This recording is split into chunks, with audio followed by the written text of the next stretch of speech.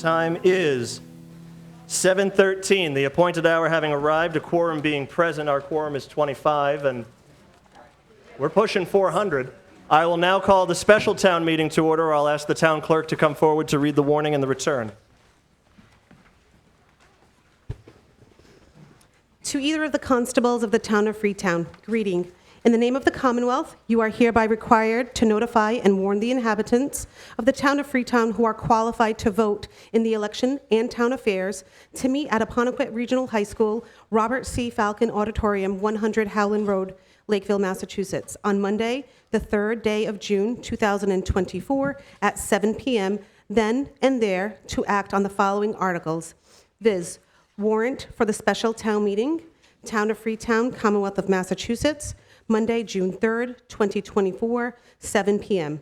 And you are hereby directed to serve this warrant by posting attested copies thereof at the following places: the Apponequet Post Office, the East Freetown Post Office, Junior's Convenience Store in Apponequet, the Freetown Town Hall, Freetown Communication Center, and Freetown Fire Rescue Station Number 3. Hereof fail not, and make return of the original warrant with your doings thereon immediately after making service thereof to the town clerk of Freetown, Massachusetts. Given under our hands and seal of the town of Freetown, this 14th day of May, Anno Domini 2024, signed by the town of Freetown Board of Selectmen, Trevor R. Matthews, Jared C. Zager, Carlos A. Lopes. May 15th, 2024. To the town clerk, town of Freetown, Massachusetts, I have this day posted attested copies of this warrant in the designated places described herein. In Apponequet, the Apponequet Post Office, Junior's Convenience Store, and the Freetown Town Hall. In East Freetown, the East Freetown Post Office, Fire Station Number 3, and the Freetown Communication Center. Signed, Scott Rose, Constable.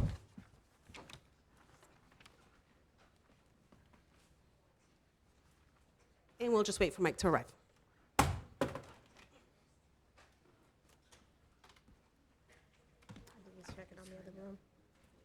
He might be checking on the overflow room. Checking on the overflow room. I'm sorry? There's no handle on the other side. I'll go play Vanna.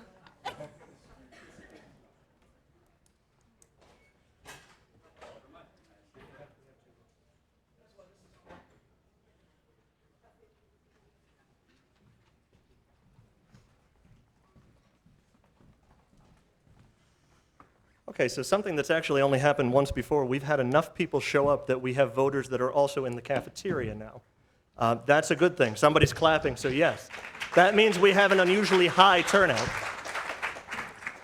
And there's audio-visual over there so they can... Yes, so in compliance with the law in the cafeteria, they have an audio and video hookup so that they can see what's going on in here, they can hear what's going on in here. There is also another moderator who is in the cafeteria who will take counts of votes that happen in that room. Now, in the past when this has happened, excuse me, we have done counted votes for all votes. What I'm going to attempt to do, at least in the beginning, especially for the special town meeting, because there's nothing of terrible controversy on here, is to just see if we end up with unanimous votes. If we don't have unanimous votes, then we will have to count the votes because we are in two separate rooms. We have to have accurate counts. So there may be a little bit of a delay with some of what we do for that reason. Please just bear with us. Can also hear the pollen has gotten to me a little bit, so forgive me for that ahead of time. As we start the special town meeting, and this is the special town meeting, the 7 o'clock meeting, you have two different warrants. What color is the special town meeting? White. Okay. So this is the white warrant if you have the warrant. Please make sure you've silenced your cell phone if you have it. In the auditorium, if you wish to speak on any of the articles, there is a microphone at the front of the room. In the cafeteria, if anybody needs to speak on one of the articles, please let the moderator in the cafeteria know. He'll come to the doorway to signal me that somebody is waiting to speak in the cafeteria, and then you'll have to come into the auditorium in order to be heard in both rooms. If you are coming to the microphone tonight for the first time, you need to bring your vote ticket with you. That's what allows us to see that you're a voter. You need to give your name And at a minimum, you need to tell us what side of town you live on, Assonet or East Freetown. There's no need to give your specific home address. But we have to be able to clearly identify you by name for the record, and we have to identify that you're a voter to know that you have the ability to speak in the meeting. And also for the special town meeting, please be informed that all articles that come up during the special town meeting will be funded from free cash unless they are otherwise specified. That is an internal accounting mechanism that we have to have again in our records. Town's got several pots of money, and that's just the specific ones things are going to get paid out of. So we'll now begin with the special town meeting. Article 1, to see if the town will vote to transfer from available funds the sum of $1,700,000 for construction costs, furnishings, and equipment for the proposed building renovation addition to Fire Station Number 3, located at 25 Bullock Road, including necessary repairs, upgrades, and improvements to the existing fire station building, and any related or incidental costs and expenses thereto, and further, to authorize the Board of Selectmen to enter into any agreement and execute all documents, including contracts, for terms in excess of 3 years necessary to effectuate the purposes of this article, or take any other action relative thereto. This was submitted by the Board of Selectmen and the Fire Station Building Subcommittee. It requires a majority vote. The Finance Committee recommends this article. Motion has been made and seconded to adopt Article 1 as read. Is there any discussion in the auditorium on Article 1? Okay. Sure. Just come on down to the microphone, give your name and your side of town.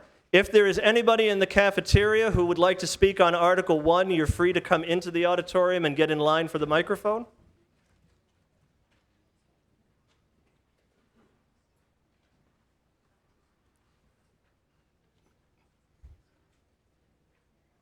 David, I'm from Freetown. Okay, we need first and last names from everyone. Thank you.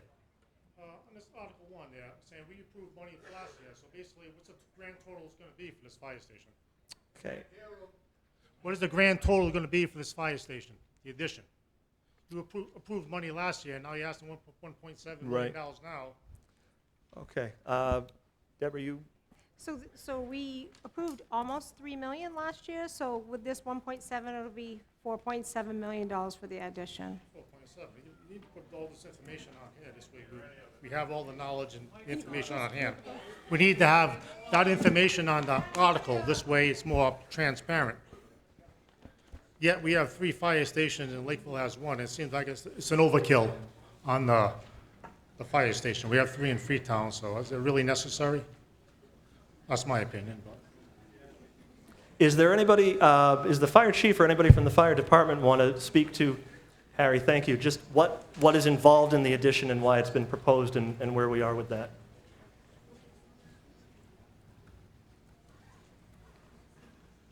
Harry Ashley, Fire Chief. We began this process in 2021, I believe. We started the first study. At that time, we had 2 employees per shift, 24/7. All of them were male. We're currently at a staffing level of 3 firefighter paramedics.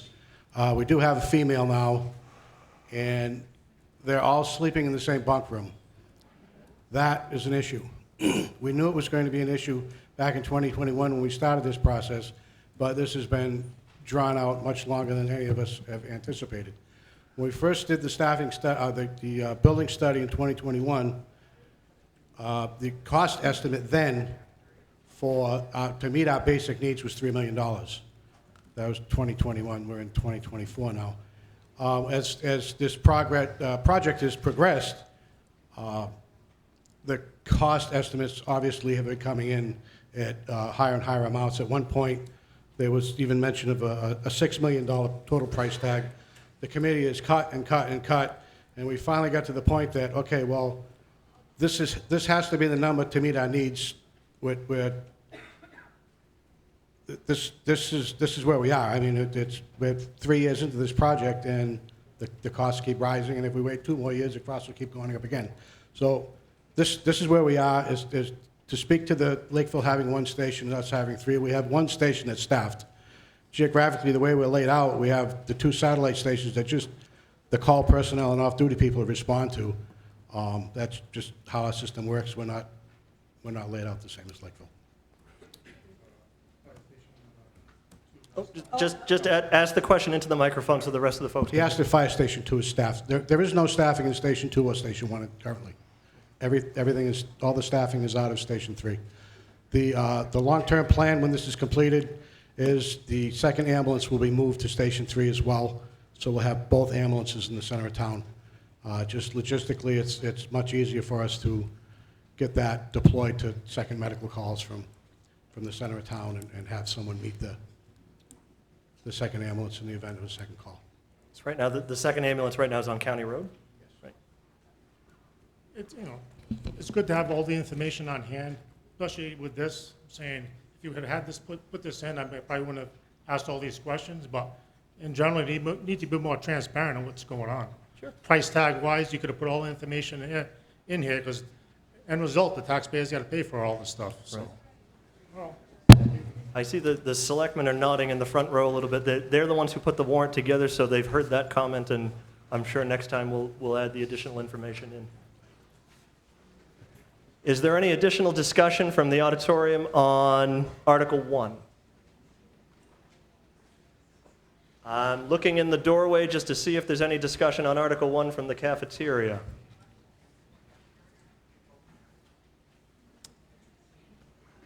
Okay, nope, okay, thank you. So the motion before us is to adopt Article 1 as read. There is no additional discussion. All in favor? Aye. All opposed? Cafeteria, were there any opposed? None. Okay, Article 1 is adopted unanimously. Thank you. Article 2, to see if the town will vote to appropriate and/or transfer from available funds the sum of $284,000 for maintenance projects listed below at the Freetown Elementary School, including engineering, design, construction, and installation costs, and any incidental and related costs and expenses. Projects include, but are not limited to, fire panel and strobes, fiber updates, additional door in gymnasium, and replacement of brick entrance pad, and/or take any action relative thereto. This was submitted by the Board of Selectmen. It requires a majority vote. The Finance Committee recommends this article.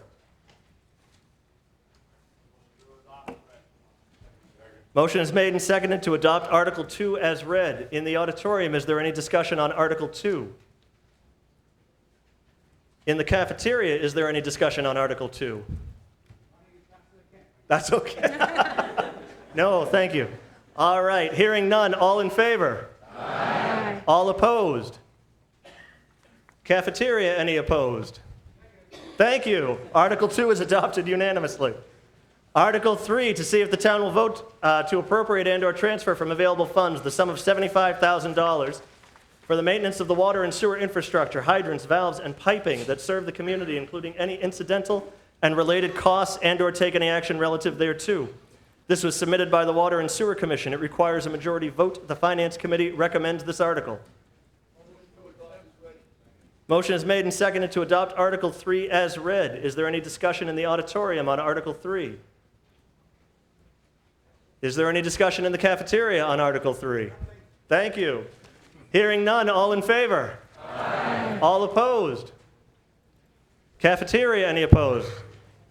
Nothing. Thank you. Article 3 is adopted unanimously. Article 4, to see if the town will vote to transfer from the Water Sewer Enterprise Fund retained earnings account the sum of $205,400 for the mapping of the water and sewer infrastructure, hydrants, valves, and piping that serve the community, including any incidental and related costs and/or take any action relative thereto. This was submitted by the Water and Sewer Commission. It requires a majority vote. The Finance Committee recommends this article. Motion is made and seconded to adopt Article 4 as read. In the auditorium, is there any discussion on Article 4? Excuse me. Yes, go ahead. Cafeteria, if there's any. No in the cafeteria. All right, so we have one question in the auditorium.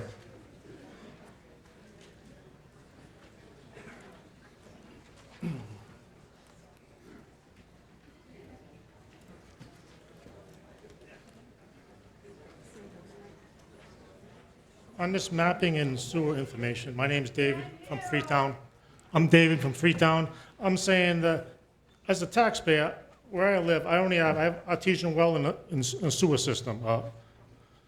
And this is, I would be paying part of my tax money be going toward this, but I don't benefit by it. I'm saying, shouldn't the recipients of the water and sewer And their bill themselves should be paying this? You're not incorporated? Yep, so they are. This article is transferring from the Water and Sewer Enterprise Fund retained earnings, so that is money that's coming from the water and sewer customers. This has to go before the town as a whole, but this isn't spending your tax dollars on this. All right, just a question, if you had more information on that, it'd be great. Sure. Is there any additional discussion on Article 4? And probably not from the cafeteria either, but we'll give it a few seconds. No? Okay. All right, on Article 4, all in favor? Aye. All opposed? In the cafeteria, is there any opposed? None. Thank you. Article 4 is adopted unanimously. That concludes the special town meeting. Specifically, can I have a motion to adjourn the special town meeting? Thank you. Motion has been made and seconded. All in favor? Aye. All opposed? Any opposition from the cafeteria? We're going to call that no. Okay, the special town meeting is now adjourned. Yes, so as silly as it sounds, it is 7:28. We cannot legally start the annual town meeting until 7:30. In the meantime, I have the sneaking suspicion that we have this many people here because there might be something important on the annual town meeting. The planning board has prepared a 6-minute video that they have asked us to show before voting on Article 19. It's the same one that you've seen on YouTube, if you've seen it. But we are going to use the time now and a few minutes dipping past 7:30 to show that video. The zoning article is Article 19 on the annual town meeting warrant. So we'll watch the video, then we'll jump into the meeting. Tonight, Freetown residents will be voting on whether to adopt the Planned Development District. The district will help Freetown comply with the MBTA Communities Act and plan for future growth. This video will provide some background on the bylaw and its purpose. The MBTA Communities Act was passed as a part of the Economic Development Bill in January 2021 under Governor Baker's administration. The law states that an MBTA community shall have a zoning district of reasonable size where multifamily is permitted by right at a gross density of 15 units per acre. The purpose of the MBTA Communities Act is to increase housing capacity across the state for individuals and families with limited housing options, particularly missing middle housing options. To provide additional direction for MBTA communities, the Executive Office of Housing and Livable Communities released a set of compliance guidelines with specific zoning benchmarks. These zoning benchmarks include having multifamily permitted by right without age or bedroom restrictions, having a gross allowable density of at least 15 units per acre, and meeting the unique community requirements for unit capacity, district size, and location. These unique requirements are defined in detail in the compliance guidelines and are based on a community's population, total housing stock, and the type of transit service available. In Freetown, this means that the town must adopt a 50-acre zoning district near the town's MBTA commuter rail station that could support the development of 750 housing units. This does not mean that Freetown will see all of these new units developed overnight. Many factors influence what makes a development feasible, and at what scale, such as the available infrastructure and market conditions. It's important to note that Freetown is not required to provide additional infrastructure, including sewer or water, and is not required to construct or build any specific amount of new housing in the district. The only requirement of the MBTA Communities Act is to pass a zoning bylaw that meets the standards of the compliance guidelines. To comply with the law, Freetown partnered with the Southeastern Regional Planning and Economic Development District. Using grant funds from the state, the project team began working on a viable solution for Freetown. All of this work, including attending public meetings and obtaining a peer review from a private law practice, was conducted at no cost to the town. Initially, Freetown and Serpent explored several options for compliance. Rather than introducing a new district to achieve MBTA communities compliance, the Planning Board voted to amend the zoning at an existing location, the Planned Mixed-Use District, abbreviated the PMUD. For those not familiar with this district, the PMUD is an existing overlay district that passed at town meeting in June 2012 and has been a part of the town's zoning code ever since. This district was designed to encourage mixed-use, walkable neighborhoods close to Freetown's future commuter rail station. However, the PMUD hasn't seen any development, likely because of unclear zoning language and logistical barriers. For additional context, the PMUD is located near the Freetown Fall River line, next to the town's MBTA commuter rail station. The district is split by South Main Street and is close to several highway interchanges and existing facilities, including the Stop and Shop Distribution Center and the Amazon Fulfillment Center. The town recognized that the current iteration of the PMUD bylaw needed to be clearer and easier for property owners and developers to understand. To achieve this, the current bylaw amendment proposes streamlining and clarifying dimensional and design standards, outlining simplified steps to meet the 30% open space requirement, and providing definitions for commonly used terms and clear references to other portions of Freetown zoning bylaws. The town also recognized the importance of emergency service access, implementing a 3-story height limit to accommodate the fire department's existing equipment.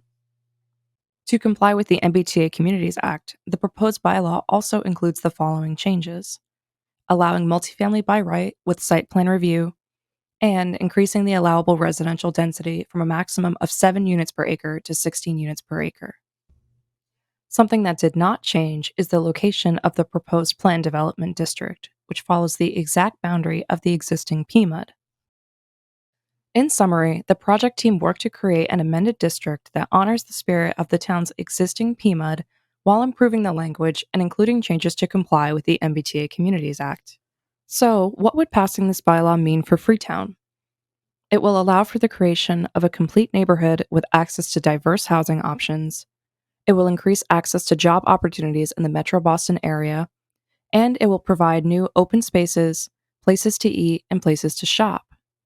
Passing this bylaw will also allow Freetown's continued eligibility for certain state grants that support planning for the environment, housing, infrastructure, and much more. Ultimately, the choice is up to Freetown residents on whether to approve these amendments. We hope this video has provided you with the information you need to make your decision. We thank you for listening to this information and learning more about the Planned Development District. The time being 7:35, I will now call the annual town meeting to order. This is the blue, is it blue? Blue warrant book. Along with the budget handout, those two will go together, and I'll now ask the town clerk again to come forward to read the warning and the return.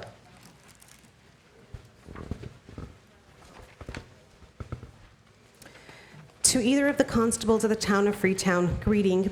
In the name of the Commonwealth, you are hereby required to notify and warn the inhabitants of the town of Freetown who are qualified to vote in elections and town affairs to meet at Apponequet Regional High School, Robert C. Falcon Auditorium, 100 Howland Road, Lakeville, Massachusetts, on Monday, the 3rd day of June, 2024, at 7:30 p.m., then and there to act on the following articles, viz. Warrant for the annual town meeting, Town of Freetown, Commonwealth of Massachusetts, Monday, June 3rd, 2024, at 7:30 p.m. And you are hereby directed to serve this warrant by posting attested copies thereof at the following places: the Apponequet Post Office, the East Freetown Post Office, Junior's Convenience Store in Apponequet, and the Freetown Town Hall, Freetown Communication Center, and Freetown Fire Rescue Station Number 3.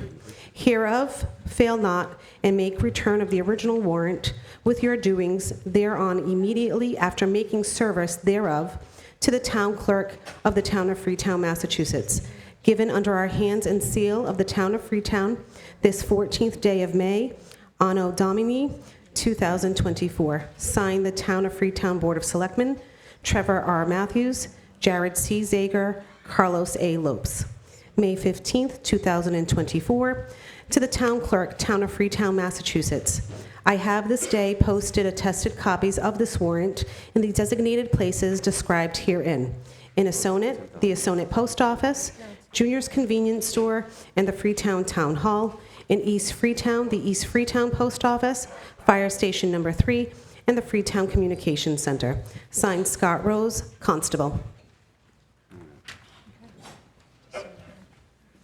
Okay.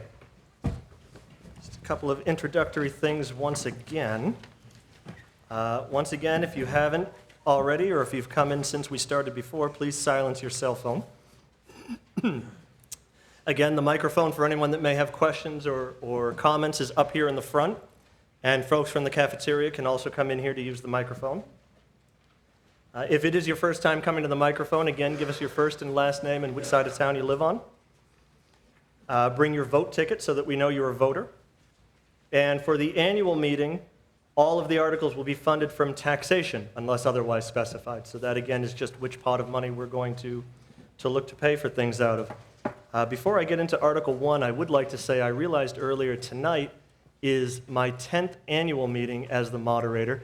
I would like to thank those of you who come frequently for always making these meetings run smoothly and politely. And for those of you who are here for the first time tonight or who don't come very often, welcome. I truly thank you for being here. This is the purest form of democracy that exists probably in the world, if not at least in this country. And it's a wonderful thing to see everybody here tonight. So I thank you, and we'll proceed now into Article 1 of the annual meeting. Article 1. Suspend rules and call forward number 19. Okay. The motion is to bring Article 19 to the front of the meeting. That has not yet been seconded. That is now... I have the sneaking suspicion that you all may be here for one reason and only one reason. Jump right in. A motion has been made and seconded to take Article 19 first. Is there any discussion in the auditorium on that motion? Is there any discussion in the cafeteria on that motion? There's a great sense of relief in the auditorium about that motion. I can feel it. No, nobody in the cafeteria cares about this either. All in favor? Aye. All opposed? Okay, cafeteria, is there any opposition? None. Wow. So that was clear majority. There is no opposition in the cafeteria, and there was minimal opposition in the auditorium. That does only require a majority, so we will now proceed immediately to Article 19, which means I've got to skip ahead in my papers. All right, Article 19. To see if the town will vote to amend the Town of Freetown Protective Bylaws, Article 11, Zoning Bylaws, Section 11.29, Planned Mixed-Use Overlay District by deleting the existing Section 11.29 and replacing that with a new Section 11.29, Planned Development District, the text of which is on file in the office of the town clerk and the planning board, and/or take any action relative thereto. This was submitted by the planning board. It requires a 2/3 vote. The Finance Committee takes no position on this article. The planning board, at least at the time of printing, did recommend the article. There is a handout that was on the table that most of you probably have that gives you the text of the proposed bylaw. It is very long and in small print. And I can see, actually, before we move on to discussion, we need a motion of some kind. Hey, Mike. Yes. Dave Crouse, 18 Pleasant Street, Assonet, Planning Board Chair. The Planning Board does approve this article. Just so we're all on the same page, the video, I hope, was clear to people. This is a state mandated law that was signed into law a couple years ago. The Planning Board, as the elected body for the town, was chartered with coming up with this bylaw change. As the video stated, we talked about how best to do this for the town, and it came down to making the changes in the PMUD.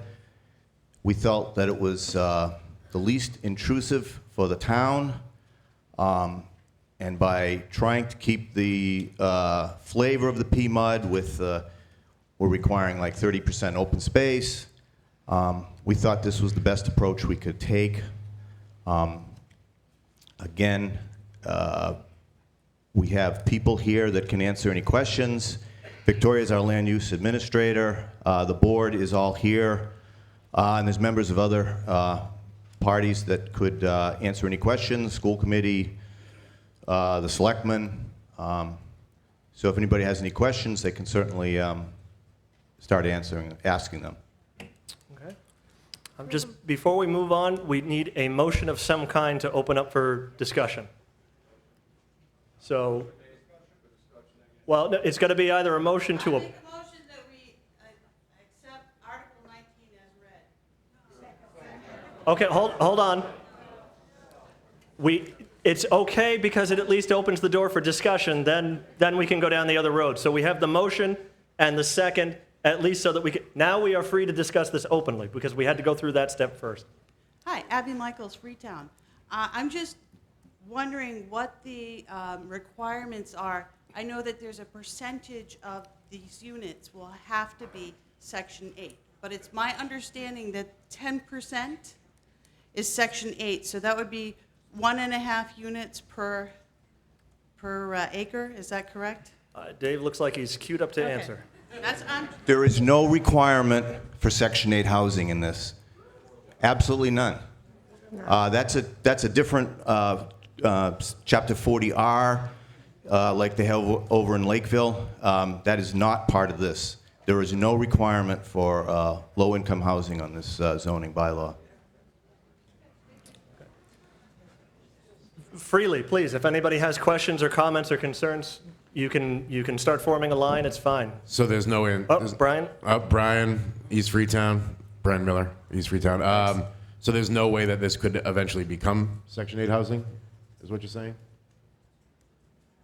It cannot become. Can it become Section 8 housing at any point? Now that the buildings are built, can we come back again and change the? Would we come back again to change it for that to happen? Kind of, it's one of those things where the building's there. Yeah, you're saying it's not going to be Section 8 now, but in 5 years from now, when the building's there and we need to have Section 8 housing even more pushed through, it's going to be easier to get there. But are you saying that this is something that will never happen, or can it happen? Right.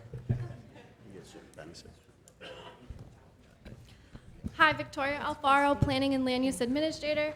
To answer your question, so we're saying in the bylaw as proposed, there is no requirement for affordable housing. That does not mean a developer couldn't allocate units to be affordable. A developer could, yes, but the town does not require it. Okay. So to just follow up, it does say that the developer can choose to do the Section 8 housing if they choose to, if they follow those same protocols. So that's all. All right. Okay. Go ahead, please. Hi, Amanda Buckley, East Freetown. So just because the planning board, with all due respects, approves this plan doesn't mean that we have to.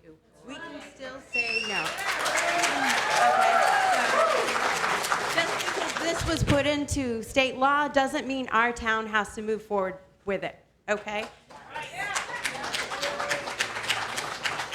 Secondly, okay, I think most people will agree with me here. I don't care if these 750 housing units are filled with people with low incomes or billionaires. I don't want 750 more homes being built in Freetown. If I wanted to move to a city or an area where there was large housing development, I could have and spent a hell of a lot less money on my home and a lot less aggravation with my septic system and my well. So if I wanted to move into a city, that's a choice that I could have made, and I chose not to. Thank you. Hold on one second. The clerk didn't catch your name. Could you repeat, please? Thanks. No, I'm It's sorry. Amanda Buckley, and I live in East Freetown. Thank you very much. Donna Mata, a Sonnet. I'm just a little curious. We just approved $1.7 million in additional funding for the addition to the fire department. So my question to the planning board and to everyone is, how exactly are we supposed to afford to house all those people in the city? And what's going to happen with the parking? And how is this going to impact the services of the police department? Okay. We're going to do a, excuse me, we're going to do a three-part answer to that. I'm going to ask the planning board to speak to the parking question. Then I'm going to ask the fire and police departments if they have any response to the other part. So just hold on one second. I want to give Victoria a chance to look and see if she has an answer for the parking question.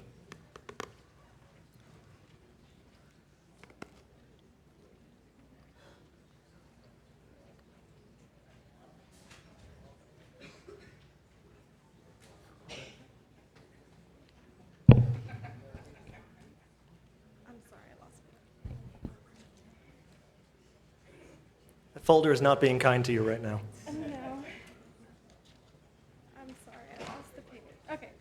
Parking requirements for residential units as proposed in the bylaw is 1.25 parking spaces for one-bedroom units and 1.5 parking spaces for units with 2 or more bedrooms, rounded up to the next highest number. Residential parking should be clearly marked Hold on, let her answer. or separated from the commercial or public parking and located within 200 feet of the residential building entrance. Okay. Police and fire, do you have anything to add to this part, or building for that matter?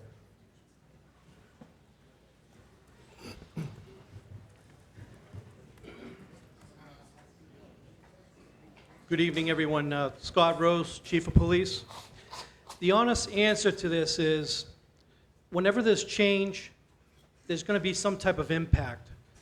But how to actually estimate what that impact's going to be, it's be very difficult to say. What I can honestly say is, after being in my first year here as chief, taking the time and doing a staff analysis in different looks at how to provide the services needed for the community, the recommended approach of a true staff analysis is by using call volume. I can tell you what a call volume is now, but I can't tell you what the call volume is going to be when these housing units come in. The honest answer is this: there is definitely going to be an impact, but we're going to have to wait to see what that type of impact is, and recommendations would have to be suggested to adjust the services from the police department.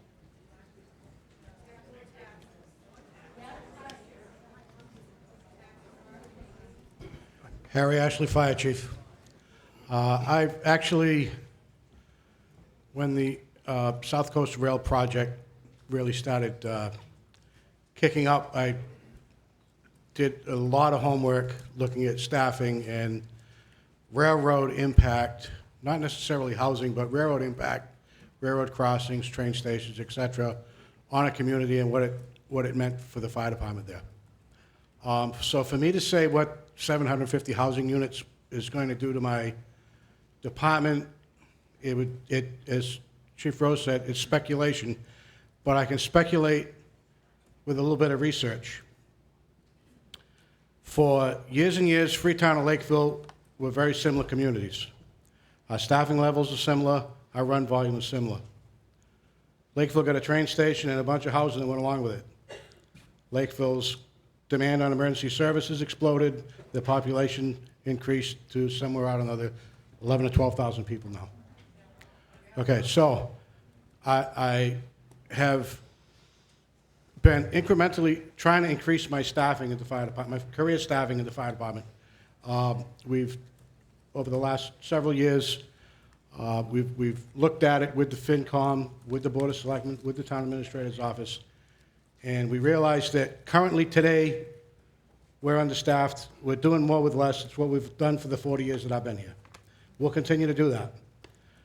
I can say that if you look at communities with the 11 to 12,000 people, of which 750 housing units, if we take a conservative number, we put 3 people in each unit, we're in that 11 to 12,000 population, right?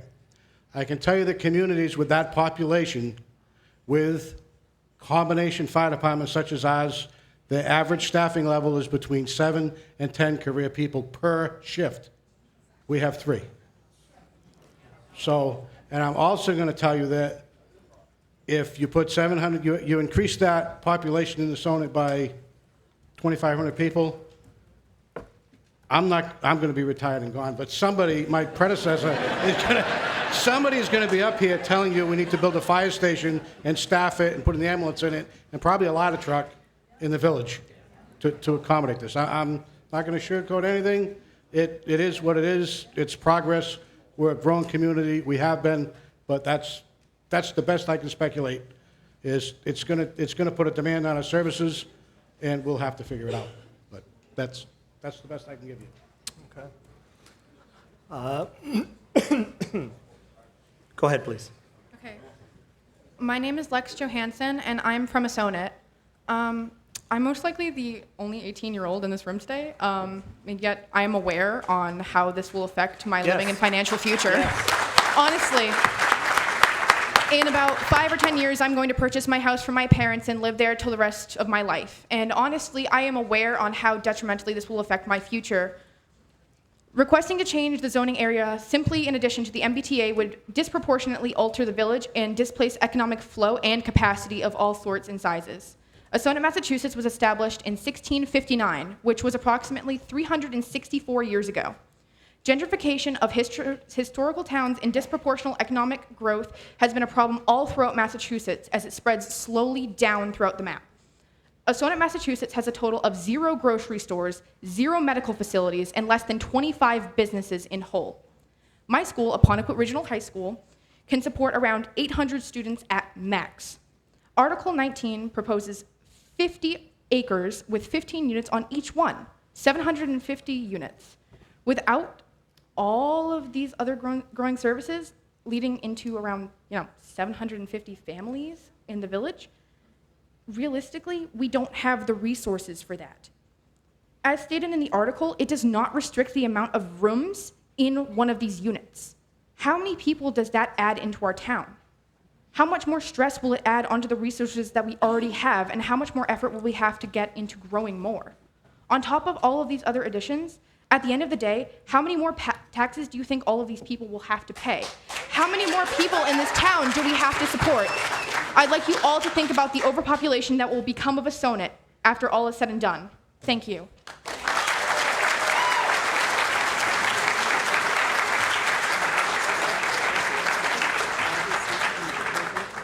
First of all, I am thrilled to have somebody 18 who is here to vote.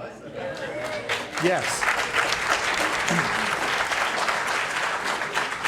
Secondly, I am thrilled to have somebody 18 speak that articulately. When I say that this is the purest form of democracy we have, it is, and most of us have experienced it. That's the right way to start it off. Sir, go ahead, please. How you doing? Justin from Assonet. We need your last name too, please. Sylvia. Thank you. By the math, I believe there's only like 3,000 something houses in Freetown and Assonet altogether. Just get a little bit closer. I said I think there's only like 3,000 and change houses in Assonet altogether. So you're going to be adding 1/4 of the housing in Assonet pretty much in a year. In the time it takes to build it out, I think the math All right, so bears out on 1/4 in a that. year or two. So your planning board's going to shove this down our throat when obviously the people don't want it? So I don't want to speak for them, but what I'm going to take a guess. Okay, Kevin's going to speak for the planning board. No, I'm not going to speak for the planning board. Okay. I just wanted to make it clear. Thank you, Chad. What's up, Chad? Hey, how are you? That's all right. Chad Cavallo, Howland Road, part of the planning board. The planning board is shoving nothing down your throat. The planning board made a bylaw that will meet state requirements and brought it here for you to vote on. So, yeah. And Kevin used to be on the planning board. That's why I teased him about that. I don't want you to think that I was just trying to knock him out. Sir. The people of Freetown don't want this, and I don't think I'll... So I think the vote is pretty clear.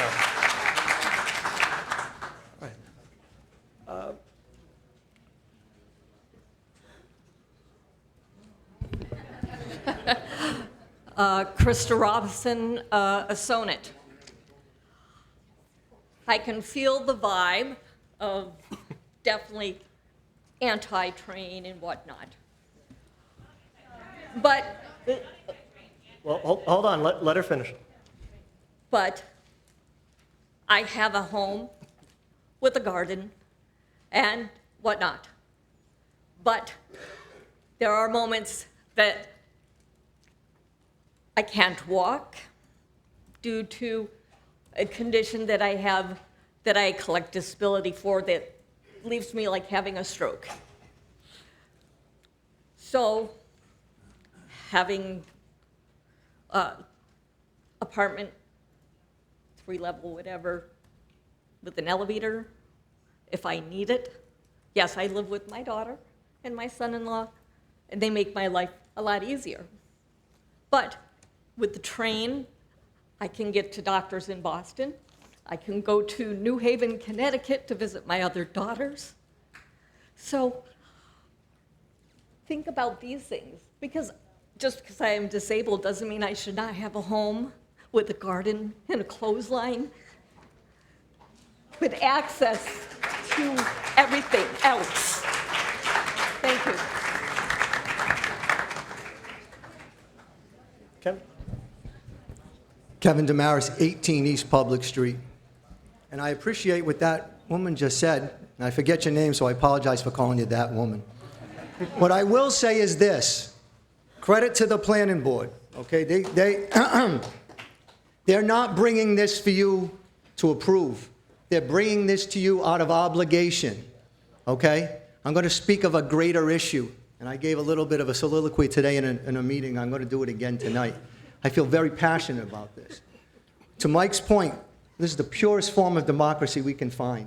We come here, we can get up, we can say our piece, we get the proper information. We have this deal called home rule, maybe not in its most purest form, but we get to vote how we want, we get to act on zoning like we're doing tonight. And the state government, the Attorney General specifically, has the unmitted gall, the audacity to threaten us with lawsuits if we don't follow suit with their line of thinking. Their line of thinking that puts this kind of density in the city of Boston, the bigger cities, without consideration for the taxpayers that are sitting here tonight. Okay, so I'm not advocating for or against. The planning board's in a real tough spot. We're being told by the state, you have to do this. Talk to Milton, right? They're on the receiving end of a lawsuit for our Attorney General. I would hope everybody remembers who the Attorney General is. I won't even say her name, okay? But when you go to vote next time, understand that this is what they're trying to shove down our throats, okay? So I'm a bit passionate, and I apologize, all right? But I wanted to be unequivocally clear. To that woman's point, we already have zoning that allows for that, dear. I spent 20 years on the planning board. If you saw earlier, back in 2012, we created the Planned Mixed-Use Development District. Let me give you a very brief history. The T came down to us at that point in time and said, we want you to adopt this thing called transit-oriented design, meaning if the train station came, we would allow all this external activity to happen. Commercial, residential, warehouse, retail. Sounded great, but it was all dependent on the train. Well, hell, we've seen the train, how long that's taken, right? They haven't even run a damn train yet, right? Okay, so here we are. We adopted it under the guise that whether there's a train or not, we recognize that the seniors need a place to live here in town. We need a place that it makes sense for business. Why? They have water, sewer, gas. They have highway access there. Okay, the planning board and current and former have worked hard to provide this. Now, I don't blame anybody for not knowing about these things, right? But I would suggest that we have thought about that. We're going to be bringing something in the future, I think, relative to accessory dwelling units to helpfully offset those folks that need to have some of that assistance but want to stay in their home. So while I will end it on this, obviously in this room, I think the tenor is palpable, right? We hear. But please, do not take it out on the local officials. If we had our druthers, we'd be throwing it right back to the state, okay? We agreed to work with them. We already have increased density under the PMUD. Another point of clarification, should this pass, should it pass, when a project would come in, it would be the developer's whims, how they would like to do it. So nobody can definitively sit up here. So I appreciate those folks that are not going to come up here and try and give you a definitive answer, okay? They can only give you the information. But they would have to suffer what's called a site plan review. And just for clarification, just so we don't get clear that this is just going to come, they would have to go through some sort of public hearing process. I am not suggesting that that is adequate enough, and I'm not suggesting that Freetown can handle this. So again, I apologize for taking up your time. I feel very passionate about this. But keep in mind, remember, next time we go to elect, think about the leaders that we're electing in the state. Do they really care about what's happening here in Freetown?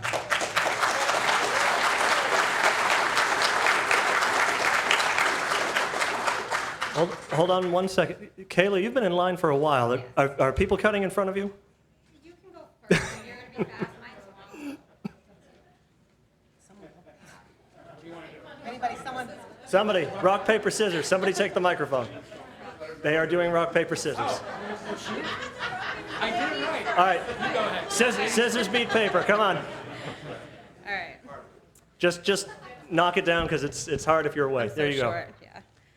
All right. Hello, everyone. My name is Kayla Churchill. I'm speaking on behalf of just about everybody in this room, seeing how everybody is pretty much opposed to this bill. Hold on, folks. Well, hear me out first. Can you hear me now? Okay. So, I'm speaking on behalf of every Freetown resident that is opposed or maybe does not know about the MBTA housing. I will open by saying keep Freetown free and don't fall over my Freetown. I stand on that. First one being is we like Freetown and we like it small, quiet, and safe. Bringing thousands of low-income families is a bad thing. And why, you may ask? Well, let's look at Fall River. Recently ranked the most dangerous city in Massachusetts. Budgets stretched to the max, underfunded police and fire, underperforming schools, terrible roads, shootings on a daily basis, homeless camps, drugs, petty crime, armed robberies, and noise pollutions are the norm in Fall River. I used to live there, so when everybody tells me that I'm a racist because I don't want Freetown to become Fall River, I'm not racist. I lived there, and I came here. I worked hard so I could move to a quiet town so I could raise my 3 children. Because when I was living in Fall River, I went to get out of my car, and there was pills all over the ground. I lived 20 feet from an elementary school, and there was fistfights right on the street with parents, not even the children fighting, the parents. So I moved from that. I don't want to go back to that. I'm not having it in Freetown. I don't care what the state is saying. I don't care what the Attorney General is saying. He can sue us. Just because you get sued doesn't mean you lose. Or she, excuse me. Freetown is quiet, safe, and small. Just about everybody knows each other. That's how people describe our town. Lower tax rates, nice roads, nice people. How do you know all the low-income housing will ruin our town, you ask? Well, unless we are the first place in the world that low-income housing improves. We only need to look at other communities that low-income housing, crime, and urban conveniences destroyed. Look at the Cape, Hyannis, Orleans, and Falmouth. All riddled with Fall River and Brockton-type problems. And they aren't even getting the trains. They just had equity in housing. Equity should mean that if they work equally as hard, they can live in a place like Freetown. Not I and everyone else in this room have to live in a suburb slum to improve how they feel about themselves. This right here with the apartments is the Democrat Governor Maura Healey and the Rhino sellout Charlie Baker's way of social justice engineering the crap right to our backyards. I'll tell you now, and I've told you all this before, this will not and cannot happen while we say no. We want Freetown free and safe and small, and you elected officials all work for us. You work for us, okay? So if we don't want it, you guys don't go ahead and push it forward. Jared, I heard you say, this was actually quoted, so anybody who wants to see it can go back to the March 24th meeting. You said, if we stay in compliance, it's not much of an impact. It's a huge impact. Go back to the meeting, 325.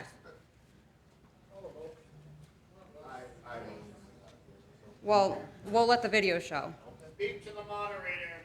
We want free and safe and small, and you elected officials all work for us. I think I just said that, but you get what I'm saying.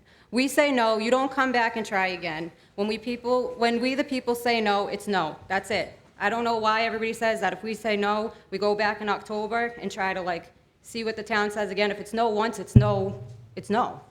We don't go back like children and say, let's get a second answer and see what they say. Sorry, I need a minute just to calm down a second. And I would like all of you to affirm that if you try to go against the will of the people you say you represent, you all should resign. If you guys can't represent us, don't sit up there and try to represent us, because you need to either... I'm just saying, if you guys... Excuse me? Point of order. Point of order.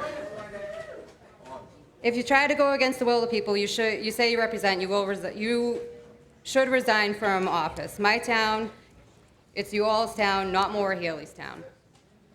And would you like to comment since you keep stepping forward? Hold on. I'm going to ask Jared first because he was called by name if he'd like to respond.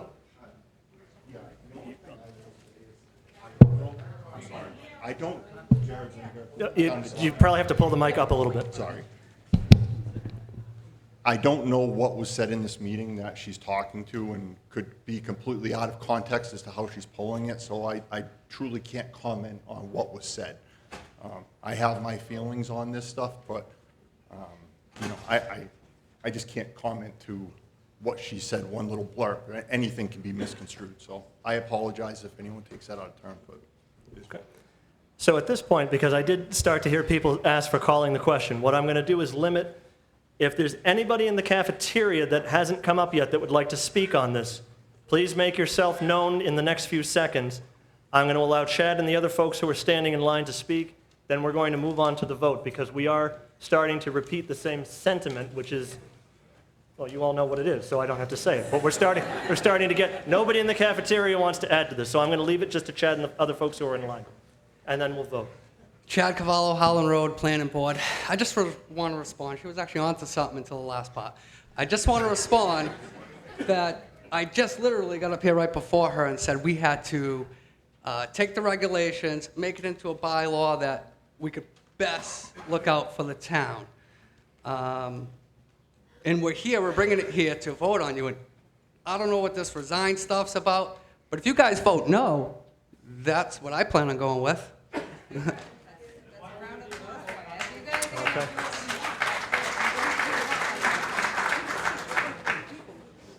I think now what we've heard from Kevin, what we've heard from Chad, and throughout this, the planning board had a responsibility to put it before people to vote.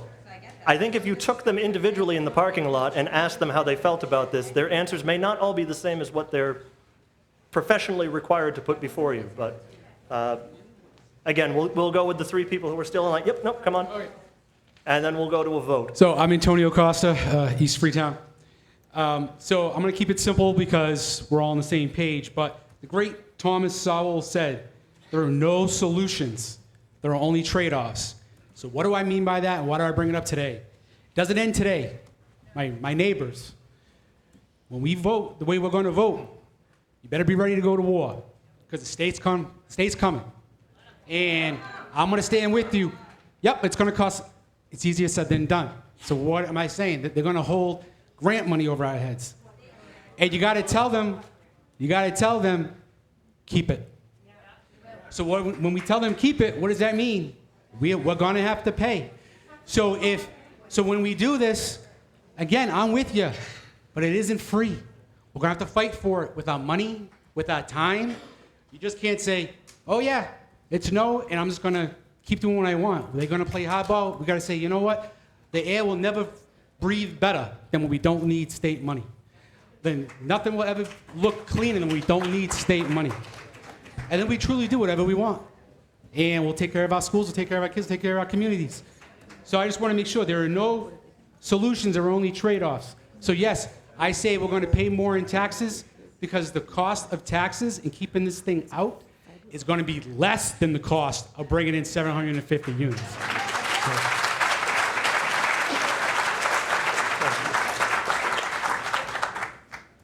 Hi, my name's Maggie Andrews Resendiz. I say Andrews because I grew up in this town.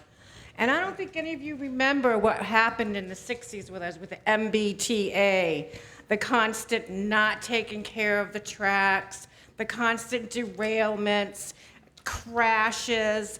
And so as a result of that, we closed our train station. And it's now known as the Historical Society. So now the MBTA is going to be these big guys, and they probably fixed the tracks that were originally laid when the railroad was the first inception of the railroad. And now that they're going to give us a train station, they're insisting that we have 750 units of families in our town. We're turning in, they want us to be a concrete jungle. And are they going to maintain the tracks, maintain the equipment like they promised all those years ago? I mean, I had a friend of mine that was hit by a train on Chipaway Road when he was 18 years old. This is insane. Granted, I know the train's coming through, and I see they've been working on the tracks, and they put up those big, beautiful, firm fences that will barely hold a dog in. Is not going to hold a derailed train in. So I hope they're going to keep their promises and maintain the tracks. And I don't think we should have to give up our sovereignty of our small town because of the promises they never kept. We gave up our train station because they never kept their promises. and people died. And I remember that, and I'll never forget it. And I'm one of those crazy people that lives in the forest. When I get to a certain train track, I'm gonna stop even though the lights aren't going down, because I'm not sure if it's coming. Have a good day, and I'm voting no.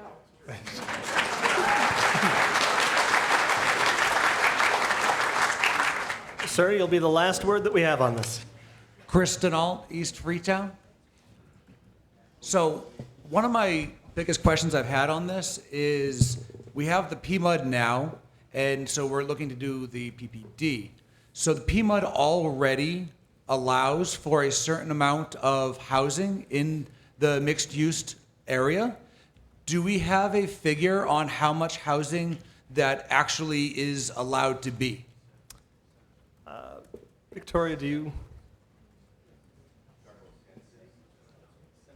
So the PPD allows 750 units, according to the density calculations. According to the PMUD calculations, what's the maximum allowable houses? Because what we're really voting for is the differential in housing for this area. Good point.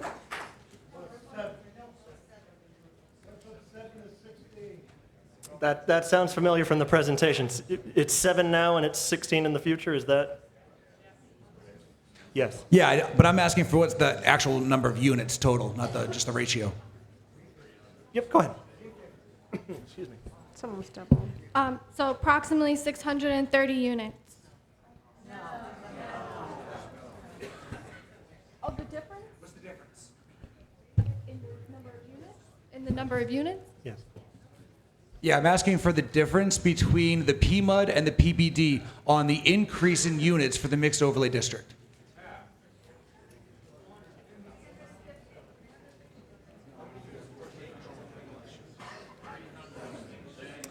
The 7, a little less than 16, so a little less than half of 16. It's about half.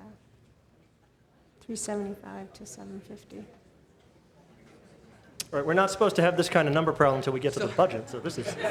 Currently it would be about half, so like 350 compared to 750.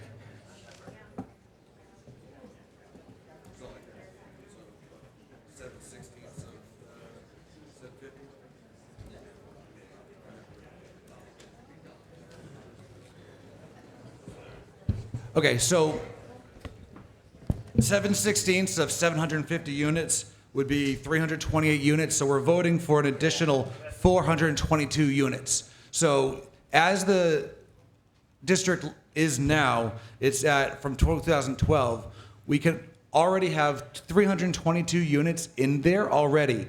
So that's as is. What we're voting for is will we allow an additional 420 units on top of that?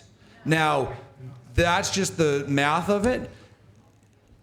I personally don't think that's particularly large of an increase. I know that it's still more units and it's still more town services that are required, but what we're voting for is, do we allow 420 more units in an area that's already adjacent to a commercial area and the train station? At this point, all of our homes, we all have a home here in Freetown, it's not going to change our home. It's not going to reduce our size. It's not going to change any aspect of where we are living except for the area immediately around the commuter rail station. I'm not saying that this is a great thing, but what we're voting for is an incredibly small percentage of the town that will allow 420 more houses on it. Is that accurate? I'm going to kick that to the planning board. Was that an accurate description of what the situation is? Well, there's other factors in here. This is an overlay district on top of, say, an industrial zone. Somebody could come in there and build a cement plant or something, and that's going to take away that space that's in that zone for housing. So it's impossible to figure out how many houses or apartments, buildings would actually be built. It's impossible, because you don't know if somebody's going to use the underlying zones to build other things. There's a whole host of factors in trying to figure it out. So All right. So I have the motion to call the question and a second. So what the motion to call the question is it basically confirms what I said a minute ago. We immediately stop discussing this and just vote on it. This is not a debatable motion, so we immediately vote on that motion. In the auditorium, all those who are in favor of calling the question, please say aye. Aye. All those who are opposed? Nay. Okay.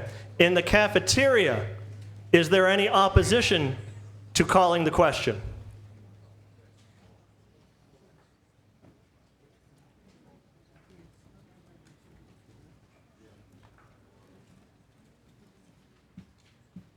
There is none. All right. My recollection is that calling the question requires a majority vote, does it? In fact, it's a 2/3. All right. So since there were some no's, we will have to take a hand count of this vote. And we're going to need the lights to come up because the counters are going to have to be able to see. We've always, when it's in 2 rooms, we've always done a count for a 2/3.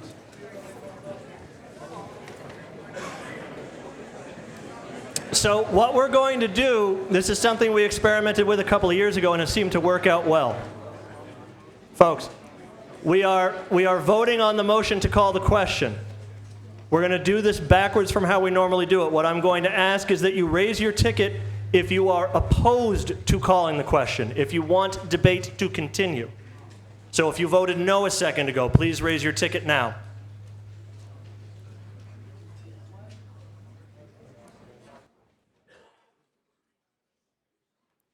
This is for folks who are opposed to calling the question, who want to continue the debate.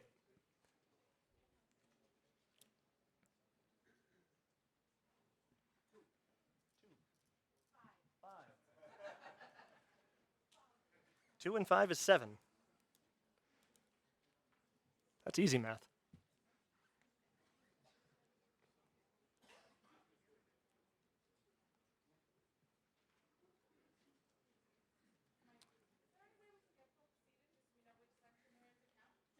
Yes, that's a good idea. When we are doing the counted votes, please be in a seat. You can stand up again afterwards, but it does make it easier to count so that they make sure they only count once. 1. In the cafeteria, did anybody vote on this?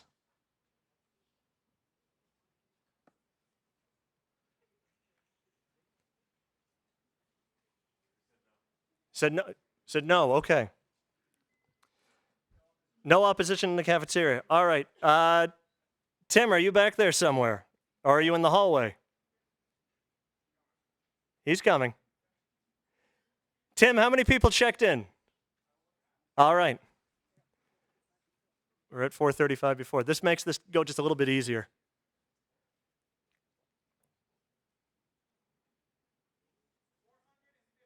$451. Okay. So in the auditorium, 8 people voted no on the motion to call the question. In the cafeteria, 0 people voted no, for a total of 8. There are 451, thank you, people who are here. There is absolutely no way that the no's can overcome the yeses, so a 2/3 vote has passed. We have called the question, and we now move immediately to voting on the question. The motion that was before us when this started was to adopt the article as read, which is to vote favorably on the zoning proposal. That was what started the debate. That is the question we are voting on now. All who are in favor of Article 19, please say aye. Aye. All who are opposed to Article 19, please say nay. Nay.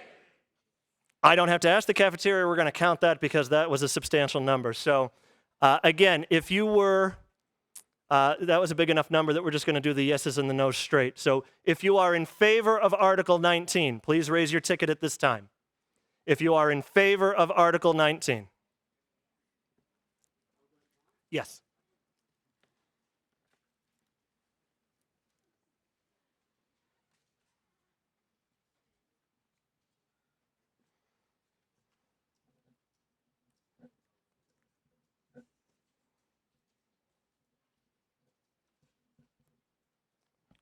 Two in the cafeteria, thank you. There's a very small number of people in the cafeteria. 33. 16.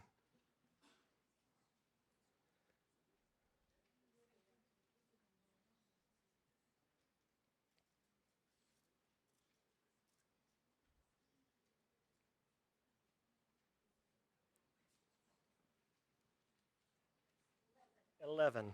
Okay. Okay, tickets down, please. Those who are opposed to Article 19, please raise your tickets at this time. All right, yes, please take a seat of some kind if you're voting at this time. Squeeze in somewhere. There are some seats up in the front. There's seats in the cafeteria if need be.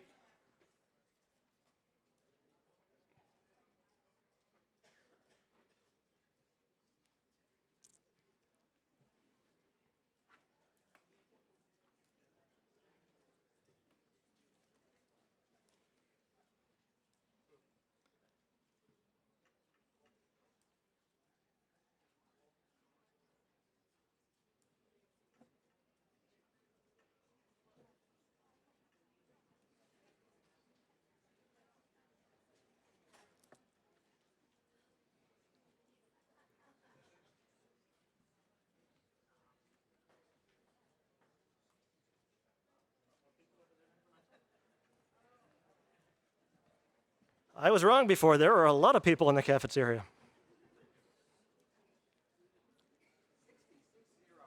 6-0.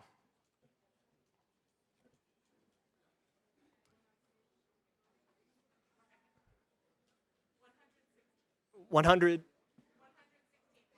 116, thank you.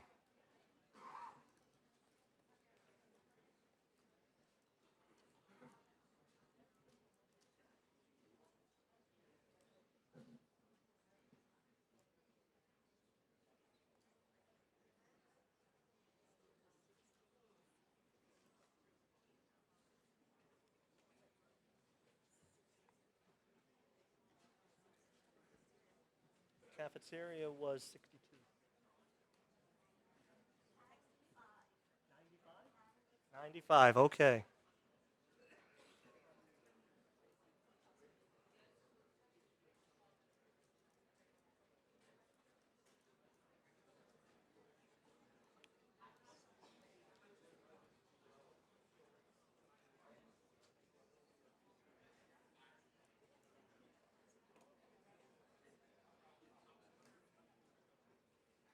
Wow, that's a very frightening number.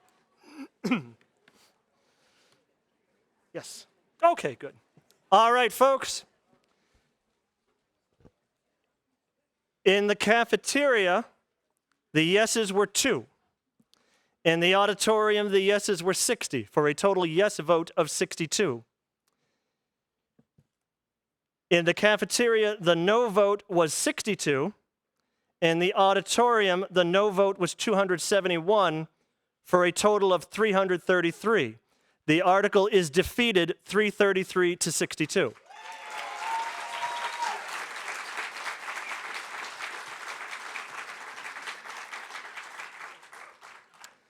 At this time, I am going to ask for a couple of preemptive motions for a reason. I'm going to ask for somebody to make a motion that we take Article 20 out of order at this time. Motion is made and seconded to take Article 20 out of order. For discussion purposes, Article 20 was only relevant if Article 19 passed, so we can now dismiss Article 20. No.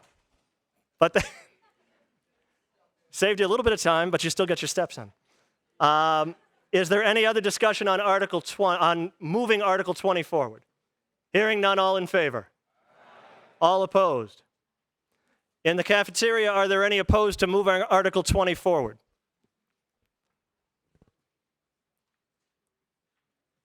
None. Okay. We are now on Article 20. I would at this time request a motion to indefinitely postpone Article 20. Motion made and seconded. As discussion, again, this is because Article 20 is now irrelevant since Article 19 did not pass. Is there any additional discussion on this motion? Hearing none, all in favor? All opposed? Any opposition from the cafeteria? None. Okay, Article 20 has been indefinitely postponed. We now move back to Article 1.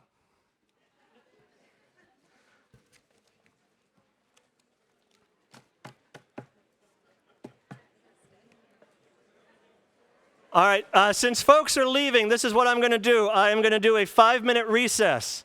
A 5-minute recess while the room clears of anyone who's going to clear. just so that we don't get any disruption. I am also going to ask that folks in the cafeteria consolidate to the auditorium since there will be more than enough seats when this is done. We will be back at 8:32.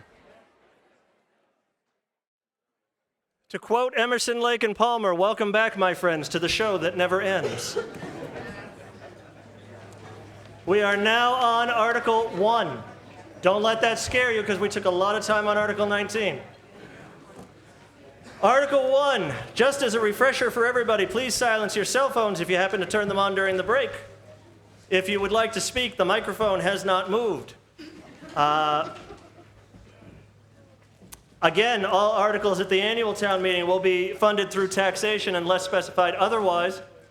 And just for a point of information, if you will, the cafeteria has been closed. There is no seating in the cafeteria. If you are in the cafeteria and you are hearing this, we do not know that you are there. Please come over here. We will only be voting in the auditorium at this time. Article 1, to see if the town will vote to raise and appropriate and/or transfer such sums of money as may be necessary to defray the town charges for the fiscal year 2025, viz. General government, public safety, health and human services, public works, education, culture and recreation, interest and principal debt, town-wide fueling and unclassified, Serped assessment, retirement, insurances, Medicare and transfers, capital equipment, capital building and other property improvements, and/or take any action relative thereto. This was submitted by the Board of Selectmen. It requires a majority vote. You will now want to switch to the budget packet that you have. For each department in the budget packet, you will hear what the department has requested and you will hear what the Finance Committee has recommended. If you disagree with what the Finance Committee has recommended, you will want to call out a hold on that department. At the end of each section of the budget, we will take a vote on those budgets that have not been placed on hold. We will then circle back to those that have been placed on hold. So again, we are voting on what the Finance Committee has recommended. If you do not agree with their recommendation, please call out a hold, and we will come back to that. Number 114, also, there are a few departments that are not being funded this year because one reason or another. I think it's the Soil Board and Economic Development Committee you'll see later in this section. I'm not going to bother reading those because there is no budget proposed for them. Their staffing or whatever has been absorbed into other departments. So if I seem to have skipped a line, it may be on purpose, but if it doesn't seem like it's on purpose, please let me know. 114, the moderator, for personnel, $540. For expenses, $90, for a total of $630. For the Board of Selectmen, for personnel, $21,000. For expenses, $13,900, for a total of $34,900. You're only hearing the number once because the recommendations match the requests in this section. For the town administrator, for personnel, $316,506. For expenses, $79,560, for a total of $396,066. Finance Committee, for personnel, $0. For expenses, $2,600, for a total of $2,600. For the reserve fund, $150,000. For the town accountant, personnel, $133,700. Expenses, $6,300, for a total of $140,000. For the town audit, $22,500. For the Board of Assessors, for personnel, $61,005. For overtime, $192. For expenses, $19,575, for a total of $80,772. For assessors revaluation, expenses, $66,000. For the treasurer, personnel, $191,181.24. Leave it to a treasurer to go to the penny.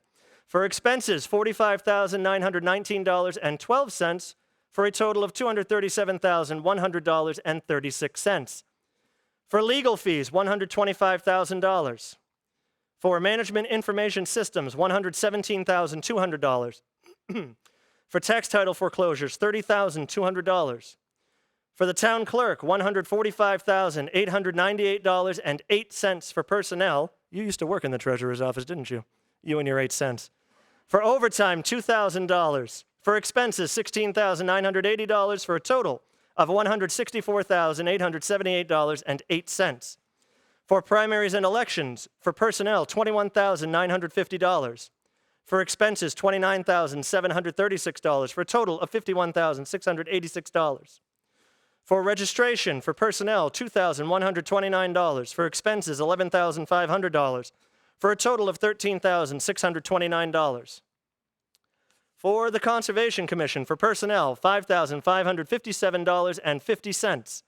For expenses, $26,050, for a total of $31,607.50.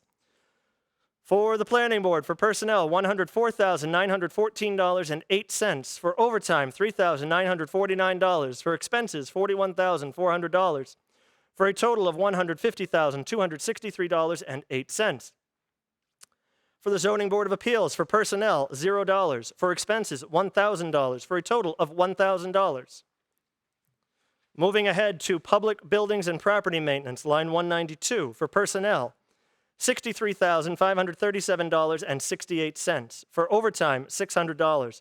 For expenses, $383,600, for a total of $447,737.68. For property insurance, $117,260. For the annual town report, $2,750. Nothing was placed on hold. That gives us a general government total of $2,383,779.70. I will ask at this time for a motion to adopt the Finance Committee's recommended figures. Motion made and seconded. Since there were no holds, there would be no discussion. All those in favor? All those opposed? The general government budgets are adopted unanimously. Moving on to the Public Safety, Protection of Persons and Property. Line 210, the Police Department, for overtime, $243,351.88. For personnel, $2,147,814.97. For expenses, $184,553.59, for a total of $2,575,720.44. Once again, these budgets are recommended as requested. For the Communications Center, for overtime, $35,511.56. For personnel, $379,741.76. For expenses, $78,201. For a total of $493,454.32. For the Fire Department, for overtime, $243,400. For personnel, $1,585,000. Expenses, $184,750. For a total of $2,013,150.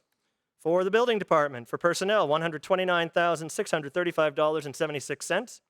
For expenses, $6,230, for a total of $135,865.76. For the gas inspectors, for personnel, $7,865. For the plumbing inspectors, for personnel, $7,865. For expenses of the sealer of weights and measures, $6,226. For the electrical inspectors, personnel, $25,000. For civil defense, personnel, $6,823. For expenses, $16,500. For a total of $23,323. For the animal control officer, for personnel, $40,512. For expenses, $9,150. For a total of $49,662. For forestry, which is the tree warden, for personnel, $18,000. For expenses, $31,390. For a total of $49,390.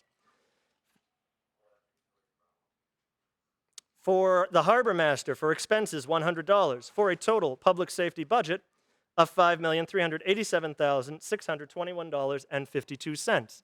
Since there were no holds, I will ask for a motion to accept all public safety budgets as recommended by the Finance Committee.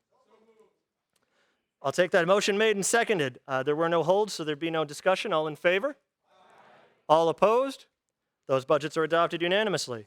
For the education budgets, these are different, at least from what was published on the website ahead of time. The school district made some adjustments to what they were requesting. The Finance Committee is recommending their newly adjusted numbers.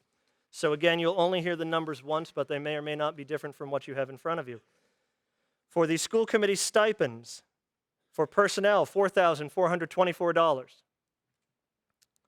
For the Freetown Lakeville Regional School District Assessment for Education, this is one of the changed numbers, $13,116,195. $13,116,195.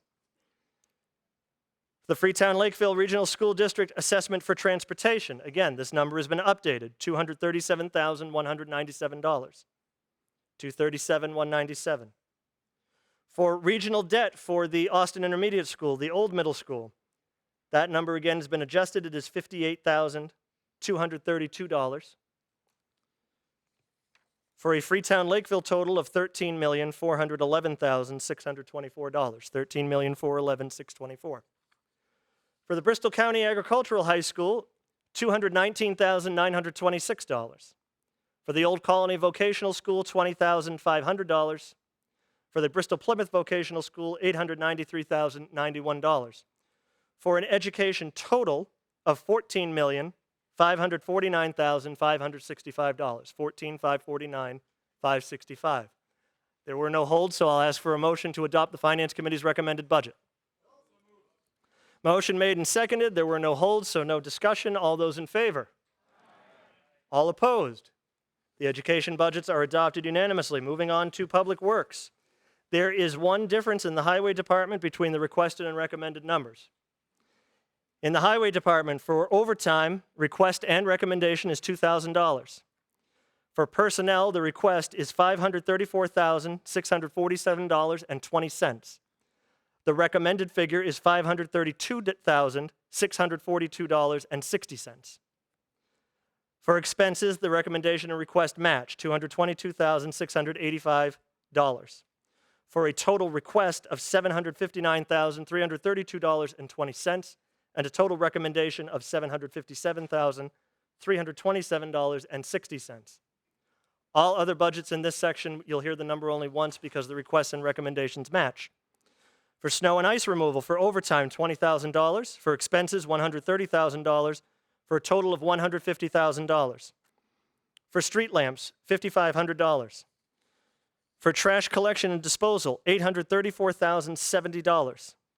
For the transfer station, for personnel, $125,305.20. For overtime, $500.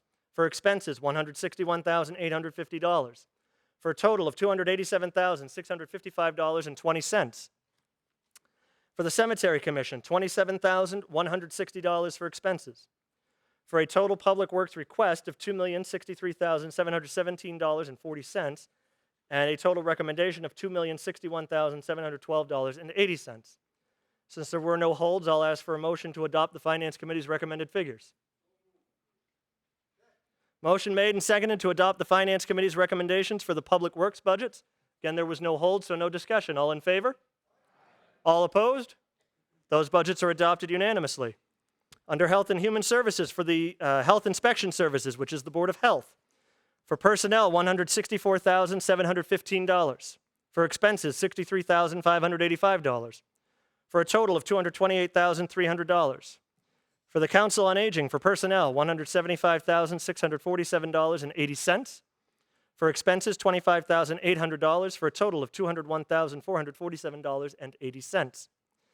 For Veteran Services, for personnel, $12,900. For expenses, $150,000 for a total of $162,900. For Memorial and Veterans Days, $2,200, For a total Health and Human Services request of $594,847.80. Recommendation, the matching number. Again, there were no holds, so I'll ask for a motion to adopt the Finance Committee's recommendation. Motion made and seconded. No holds, no discussion. All those in favor? All opposed? Those budgets are adopted unanimously in the recommended amounts. All have been in the recommended amounts. For culture, for the libraries, for personnel, $149,543.30. For expenses, $53,400. For a total of $202,943.30. I feel like I'm getting a look from a former library trustee. No? Okay. You broke the tension, Lucille, at least. It's fine. For Arts Cultural Council, which is the Cultural Council, expenses $3,500. For the Historical Commission, expenses $500. For the Parade and Fireworks Committee, expenses $3,000. For the Other Culture and Recreation, which is a new line, that is our new Community Program Department, for personnel, $22,256. For expenses, $13,500 for a total of $35,806. For a total request and recommendation under Culture and Recreation of $245,749.30. There being no holds, I'll ask for a recommendation to adopt the motion to adopt the Finance Committee's recommendation. Motion made and seconded to adopt the Finance Committee's recommended figures. All those in favor? All those opposed? Those budgets are adopted unanimously. Be on the lookout, by the way. The Community Program Department has recently announced a summer concert series. You may remember when we used to have concerts at the bandstand on summer evenings. They are coming back. Yes. Kylie, are you Tuesday evenings? In July? And August. Tuesday evenings in Kylie, stand up for a second. Kylie is the Community Program Director. She is who is going to bring you the concerts. From 6 to 8. Yes, bring a chair, bring a pad, bring mosquito spray, bring a cooler. We have a bylaw that speaks to that. We won't get into that. Hide the cooler, bring the cooler. You'll be fine. Under debt service, for the retirement of debt for the new police station, principal excluded, $500,000. For the interest on long-term debt, new police station, interest excluded, $56,250. For a total debt service of $556,250. I will ask for a motion to adopt the Finance Committee's figures. Motion made and seconded. All in favor? All opposed? Those budgets are adopted unanimously. For unclassified, for our SERPED assessment, $1,951.67. For retirement and pension contributions, $1,564,829.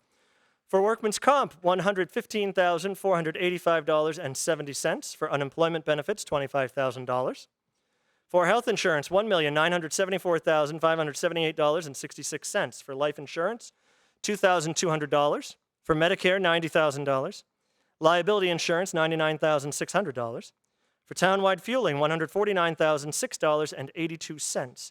For a total unclassified of $4,022,651.85. I will ask for a recommendation to adopt motion to adopt the Finance Committee's recommendation.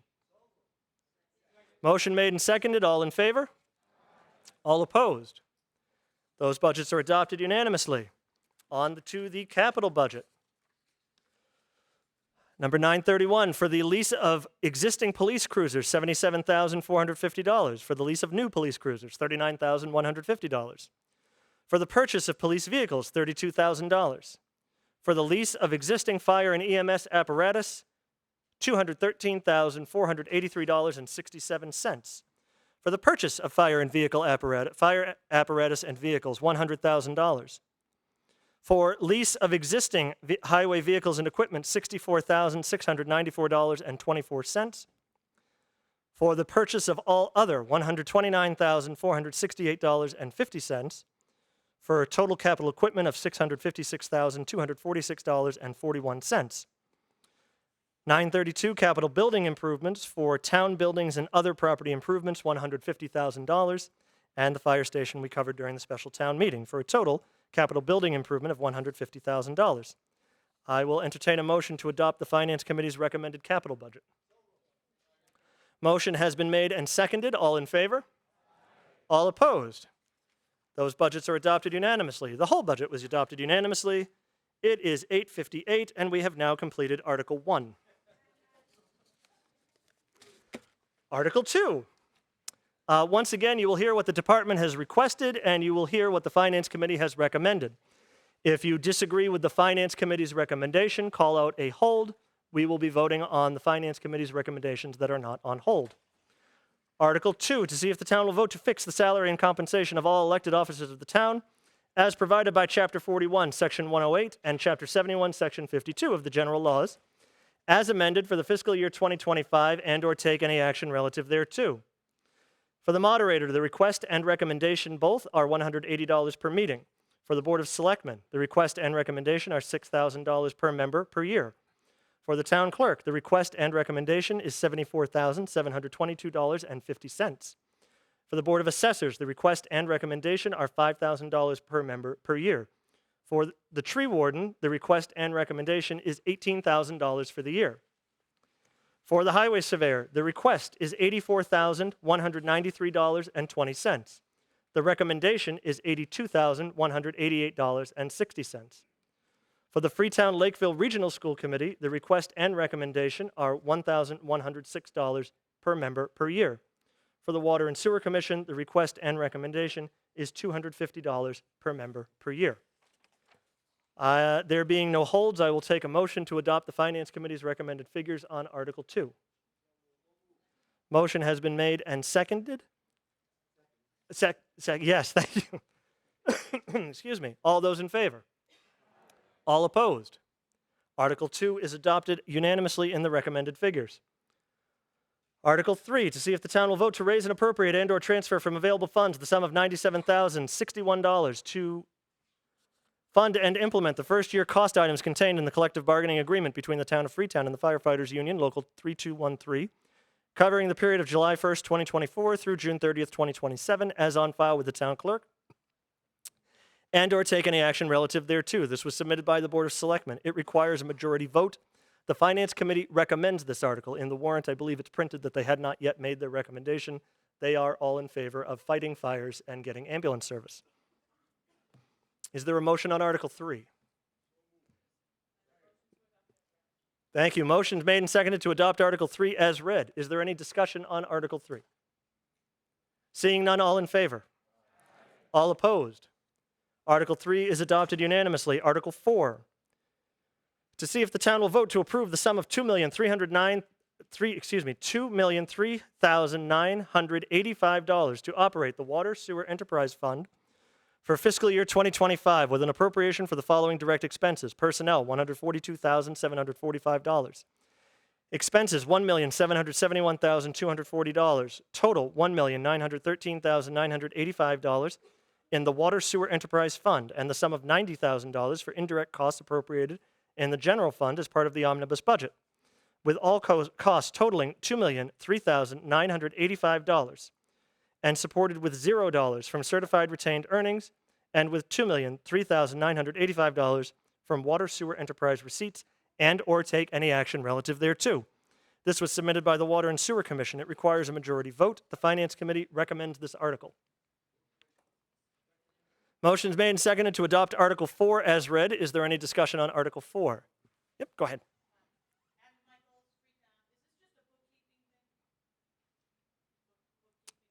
That is an accountant question. What basically, why do we?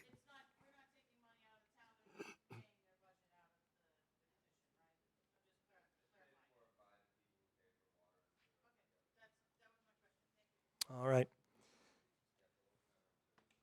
Yeah. Any additional questions on Article 4? Hearing none, all in favor? All opposed? Article 4 is adopted unanimously. Article 5, to see if the town will vote to establish the following fiscal year spending limits for each revolving fund established under Article 29 of the general bylaws and/or take any action relative thereto. Board of Selectmen for the annual town report, $1,250. Police Department for exams, $5,000. Police Department for firearm safety course, $10,000. Board of Selectmen for the Long Pond Boat Ramp, $29,000. Vaccine Revolving Fund, $5,500. And Community Programs, $6,000. This was submitted by the Board of Selectmen. It requires a majority vote. The Finance Committee recommends this article. Motion made and seconded to adopt Article 5 as read. Is there any discussion on Article 5? Hearing none, all in favor? All opposed? Article 5 is adopted unanimously. I would be remiss if I didn't mention, by the way, also coming up at the bandstand is the Strawberry Festival on Father's Day, sponsored by the Tuesday Club. That's in about 2 weeks, always a good time. So concerts, July, Tuesday evenings, 6 to 8, and August. Strawberry Festival, June 16th, 11 to 4 at the bandstand also. The Strawberry Festival is put on by the Tuesday Club. They use the money primarily for scholarships, so that's a worthwhile cause. It's also really good food and entertainment and crafts, so come on down. Article 6, to see if the town will vote to authorize the Board of Selectmen to enter into a tax-exempt lease purchase or TELP financing agreement with All American Investment LLC to acquire and equip police cruisers that may be financed by the issuance of debt for a term up to the useful life of the property being 3 years, to be procured as determined by the Board of Selectmen pursuant to Mass General Laws, Chapter 44, Section 21C, and further, that the sum required for the first year payment of such agreement be separately identified and raised and appropriated in the capital budget section of the omnibus budget for fiscal year 25, and/or take any action relative thereto. This was submitted by the police chief. It requires a 2/3 vote. The Finance Committee recommends this article. Motion is made and seconded to adopt Article 6 as read. Is there any discussion on Article 6? Hearing none, all in favor?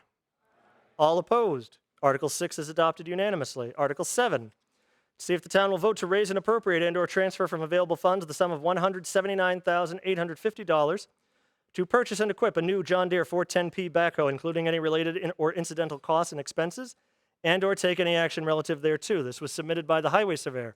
It requires a majority vote. The Finance Committee recommends this article. Motion is made and seconded to adopt Article 7 as read. Is there any discussion on Article 7? Seeing none, all in favor? All opposed? Article 7 is adopted unanimously. Excuse me. Article 8, to see if the town will vote to raise and appropriate and/or transfer from available funds the sum of $550,000 to purchase and equip a new ambulance, including any related or incidental costs and expenses, and/or take any other action relative thereto. This was submitted by the fire chief. It requires a majority vote. The Finance Committee recommends this article. Motion is made and seconded to adopt Article 8 as read. Is there any discussion on Article 8? Hearing none, all in favor? All opposed? Article 8 is adopted unanimously. Excuse me.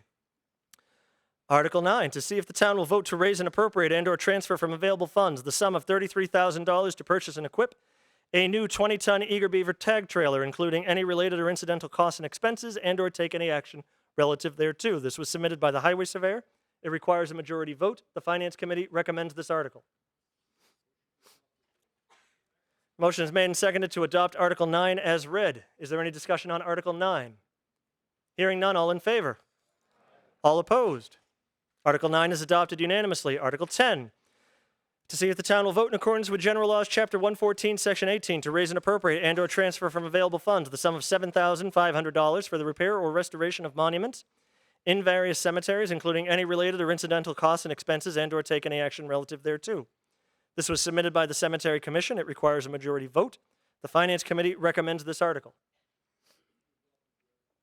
Motion is made and seconded to adopt Article 10 as read. Is there any discussion on Article 10?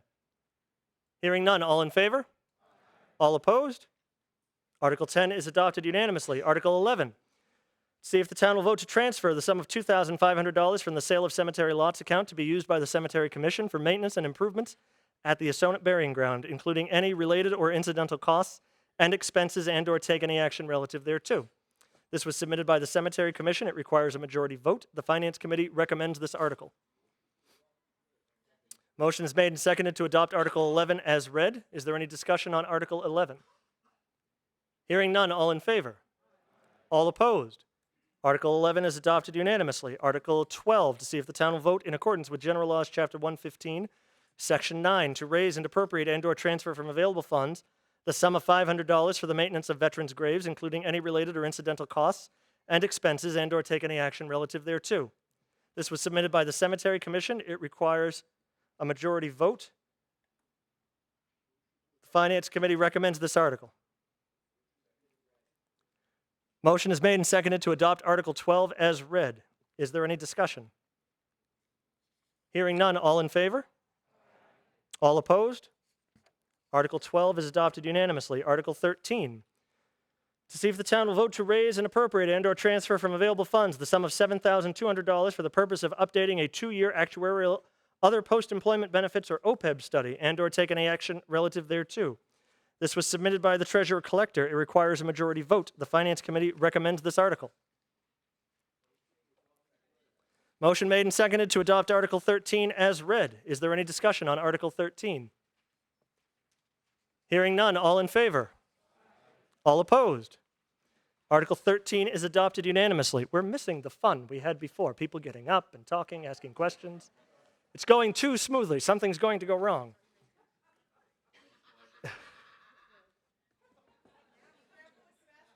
I know. Article 14, to see if the town will vote to raise and appropriate and/or transfer from available funds the sum of $386,045 to supplement funding the OPEB, Other Post-Employment Benefits Fund, and/or take any action relative thereto. This was submitted by the Board of Selectmen.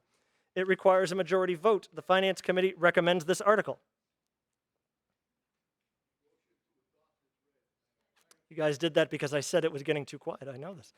Motion is made and seconded to adopt Article 14 as read. Is there any discussion on Article 14?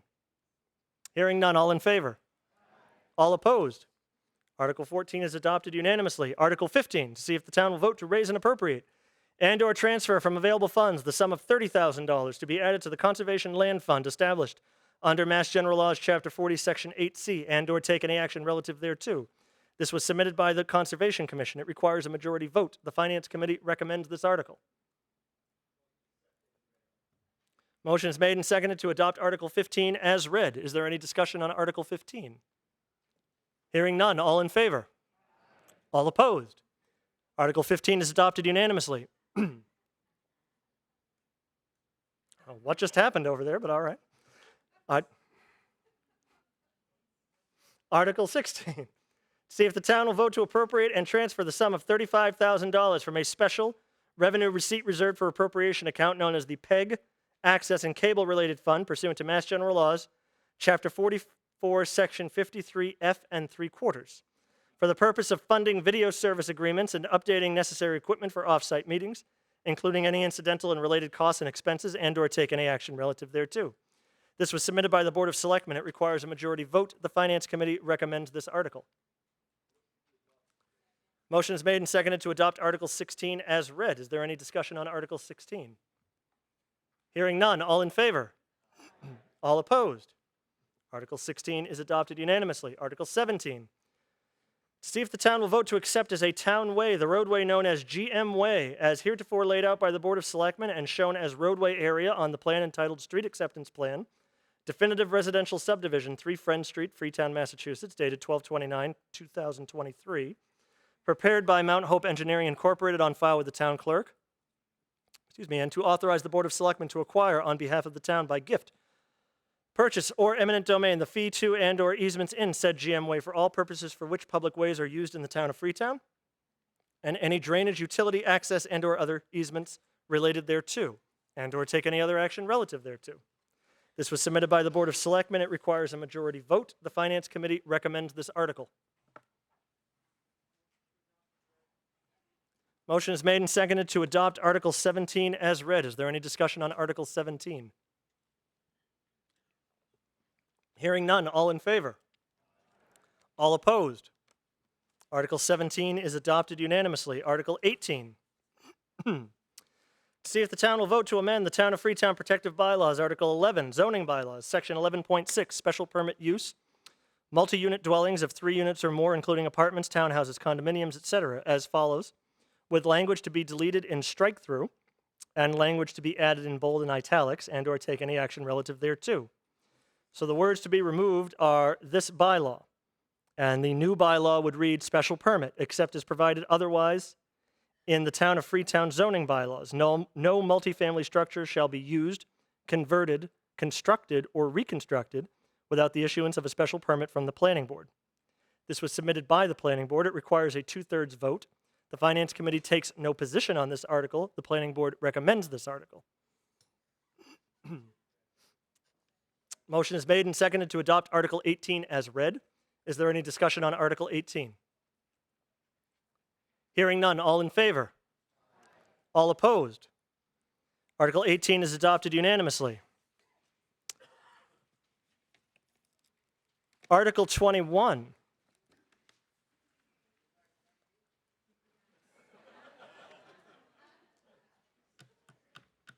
Technically, yes. Article 21. They did. That is the peril of leaving town meeting early. Things can be brought back up again later. Article 21, request town reverse or relinquish any claim of land identified, described on map 210, described as a strip of land 40 feet in width running along the southerly and easterly sides of lot 78 on map 210. This was submitted by petition. It requires a 2/3 vote. The Finance Committee takes no position on this article. Motion has been made and seconded to adopt Article 21 as read. Now, we have a unique issue with Article 21. The sponsor of the petition is not a resident of the town. Those who signed the petition were residents, but the sponsor is not. So I am going to allow, the non-residents usually do not speak at the meetings, I am going to allow him 3 minutes to address his article if he wishes. Would you like to yield to him first, or would you like to go for it? Yes, okay. Mr. Rosa, if you'd like to speak on your petition, 3 minutes, and then to answer any questions that may come up. Thank you. And my $5 raise, thank you.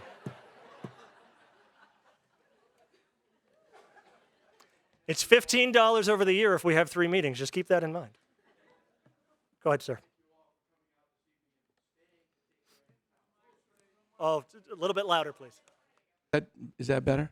Okay, Yes. so again, thank you all for coming out to take care of the town's business and for staying to get through the so-called kitchen budget, if you will.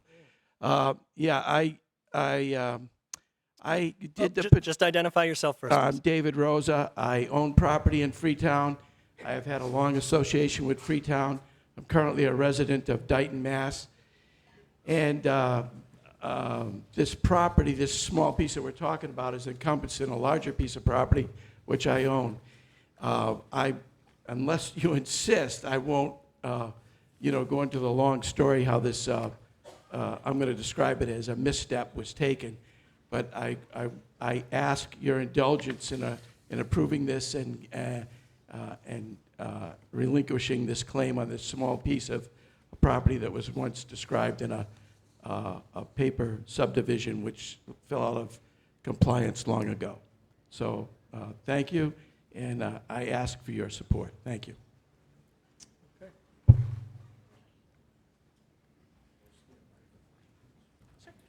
Amanda Murphy, East Freetown. I was just wondering if the select board was willing to explain why they don't recommend this article, if anyone would like to address that.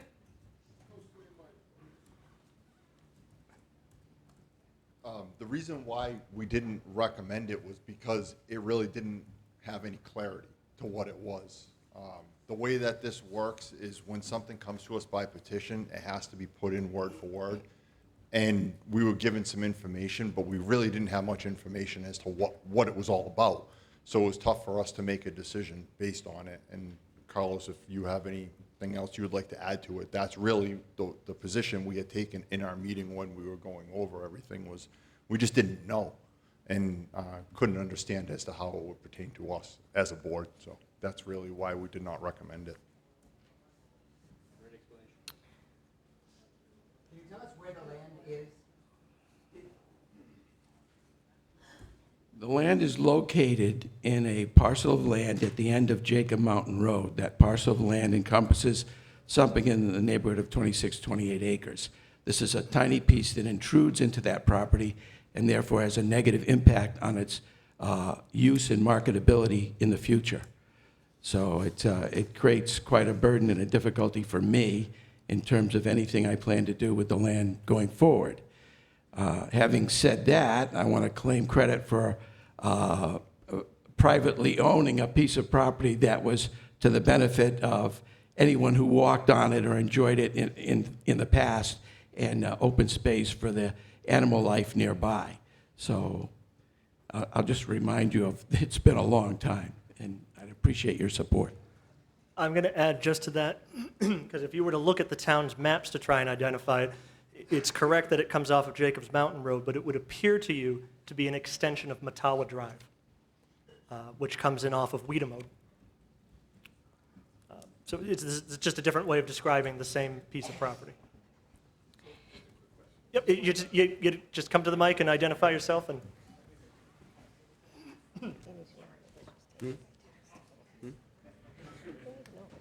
Sorry. John Viorelli, East Freetown. It sounds like, is this just a paper road that wasn't developed? Is that what this is? To answer your question, sir, there was a small portion of a previously existing paper road, again on a plan that fell out of compliance years ago. Moderator, can I just? Yes, no, go ahead. It is my understanding that, and there's, this was taken for tax title some years ago, like 1984, that this property was taken by the town for tax title for non-payment of taxes, and that's how we acquired it. Yes. Okay, so yes, there was a tax title taking of an adjoining lot which had nothing to do with me or the property that I own. Somehow in that, and again, we're starting to sink into this extended explanation, somehow in there, someone made a decision to attach the paper road, a small part of the paper road that was inside what is now my boundaries. For some reason, I'm not really sure why. But yeah, there was a taking a long time ago. But why they grabbed that small portion of the paper road that's inside my boundary, I'm hard pressed to explain. And what we have before us is a chance to cure that problem and move on. If there's more explanation required, we might be here half the night. But I think it's the friendliest way to end this and erase this mistake. So again, I ask for your support. Is there any additional question or discussion on Article 21?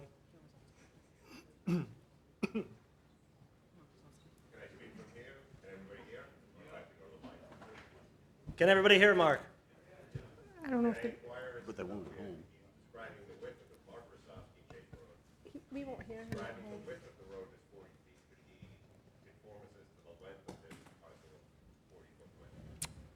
So the area you're looking for is 40 feet wide. Do you know how long it is? I apologize, I don't know the exact length. I'm going to guess it's somewhere in the neighborhood of 60 to 70 feet. It's a very small intrusion into the property, but it's painful to have it there. Tracy Knowles, Assonet. I actually live on Weedamo, so I'm asking this question to Dave. If we were able to give you that 40-foot area, what are your plans for your acreage? We now live in a nice cul-de-sac, quiet dead-end road. Are you going to develop that? Are you going to put houses in it? Are you going to put in streets, roads? Because that would completely mess up where my kids could ride their bikes freely in the neighborhood. So, to the best of my knowledge, there is no access from Weedamo into my area, and there is a number of acres that even if you cross that somewhat difficult ground from the end of Weedamo into my area, you'd be crossing into a number of acres that I think are currently owned by the town. So whatever my plans might be, I don't think it would ever intrude on Weedamo.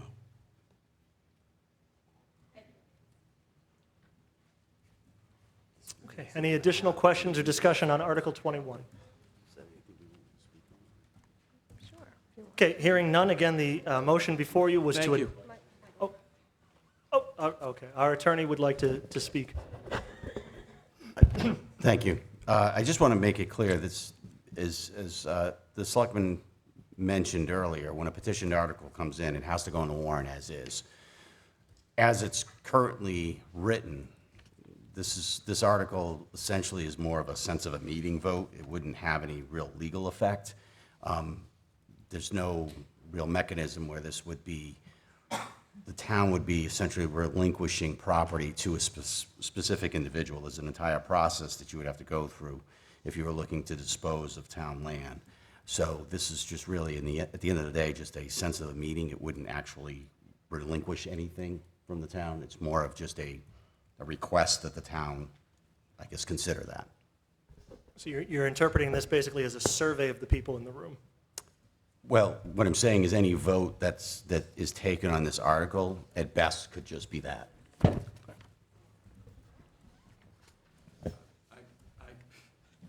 I'm bursting to respond, but for the moment, I'll accept it if you want to interpret it in some other way. But again, I would appreciate your support. Yes, Paul.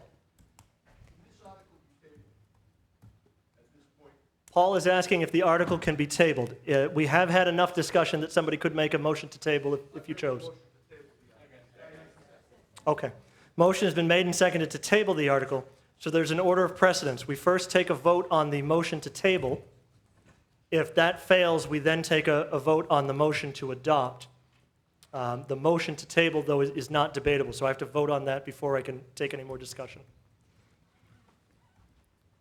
On the motion, excuse me, on the motion to table the article, all in favor? Aye. All opposed? The motion to table is unanimous, so that ends the consideration of this article for this evening. But the discussion was healthy. I would encourage you to keep talking to the town boards that you've been talking to.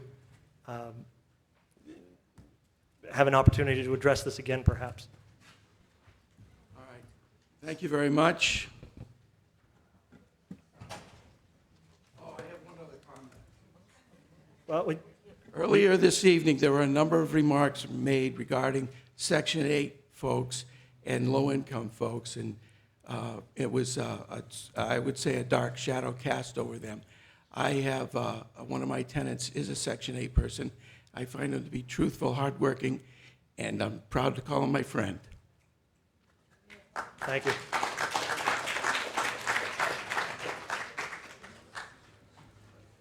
Article 22. See if the town will vote to establish a Freetown Elementary School Maintenance Stabilization Fund pursuant to the provisions of General Law, Section 40, Chapter 40, Section 5B, and further to adopt the last paragraph of said Section 5B and dedicate to such fund, without further appropriation, 100% of the rental fees received from use of school property, and further to raise and appropriate and/or transfer from available funds the sum of $60,000 into said Freetown Elementary School Maintenance Stabilization Fund, and/or take any action relative thereto. This was submitted by the Board of Selectmen. It requires a 2/3 vote. The Finance Committee recommends this article and that it be funded in the amount of $60,000. Motion is made and seconded to adopt Article 22 as read. Is there any discussion on Article 22? Hearing none. All in favor? Aye. All opposed? Article 22 is adopted unanimously. At this time, I will ask for a motion to waive the reading of the text of the proposed bylaw in Article 23. Motion has been made and seconded. Is there any discussion on this motion? Hearing none. All in favor? Aye. All opposed? It's adopted by the majority. Article 23, to see if the town will vote to amend the town's general bylaws to add a new section as set forth below entitled Tax Title Payment Plans, to authorize the treasurer collector to pursue and establish payment agreements for parcels of land in tax title, to allow delinquent taxpayers to pay off their tax liens over time, as authorized by General Laws, Chapter 60, Section 62A, and further to authorize the town clerk to assign the proper chapter and section numbers to said bylaw, consistent with the current numbering system, and/or take any action relative thereto. You then have the text of the proposed bylaw, which I will not read. This was submitted by the treasurer collector. It requires a majority vote. The Finance Committee recommends this article. Motion is made and seconded to adopt Article 23 as read. Is there any discussion on Article 23? Go ahead.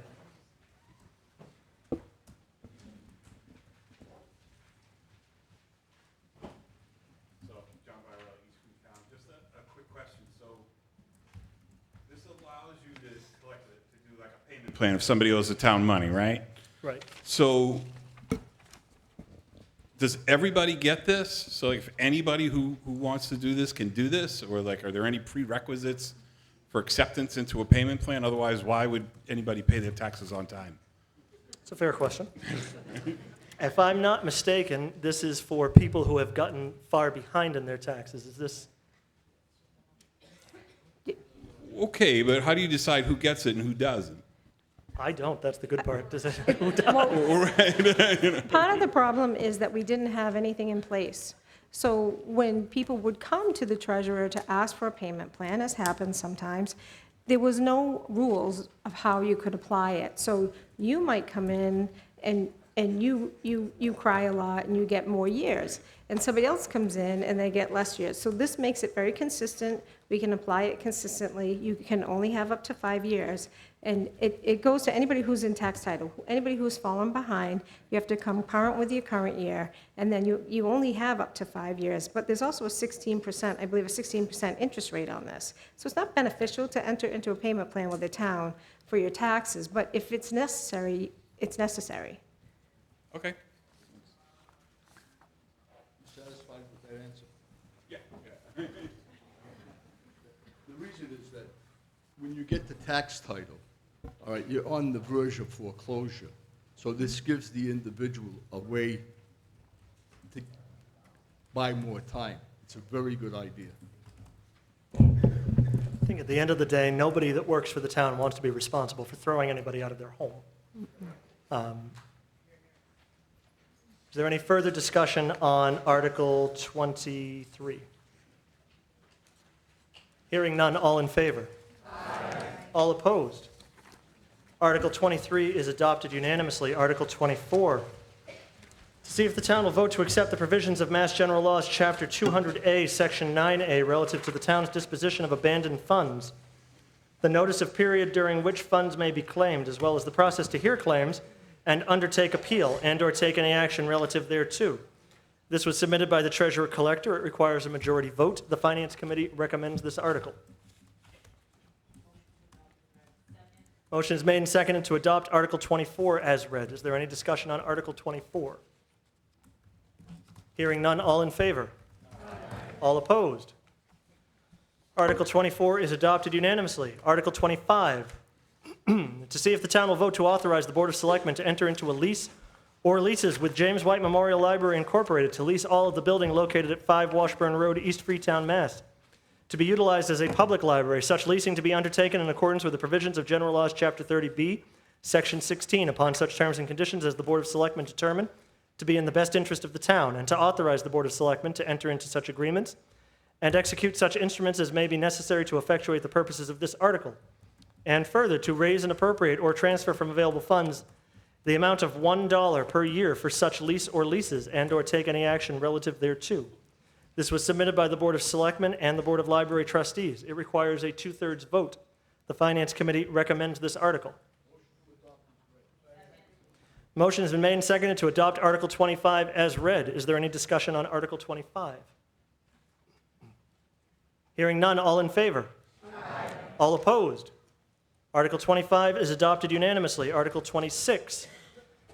To see if the town will vote to accept the provisions of General Laws, Chapter 32B, Section 9E, which authorizes the town to pay, in addition to the payment of 50% of a premium for contributory group life and hospital, surgical, medical, dental, and other health insurance for employees retired from the service of the town and their dependents, a subsidiary or additional rate, and/or take any action relative thereto.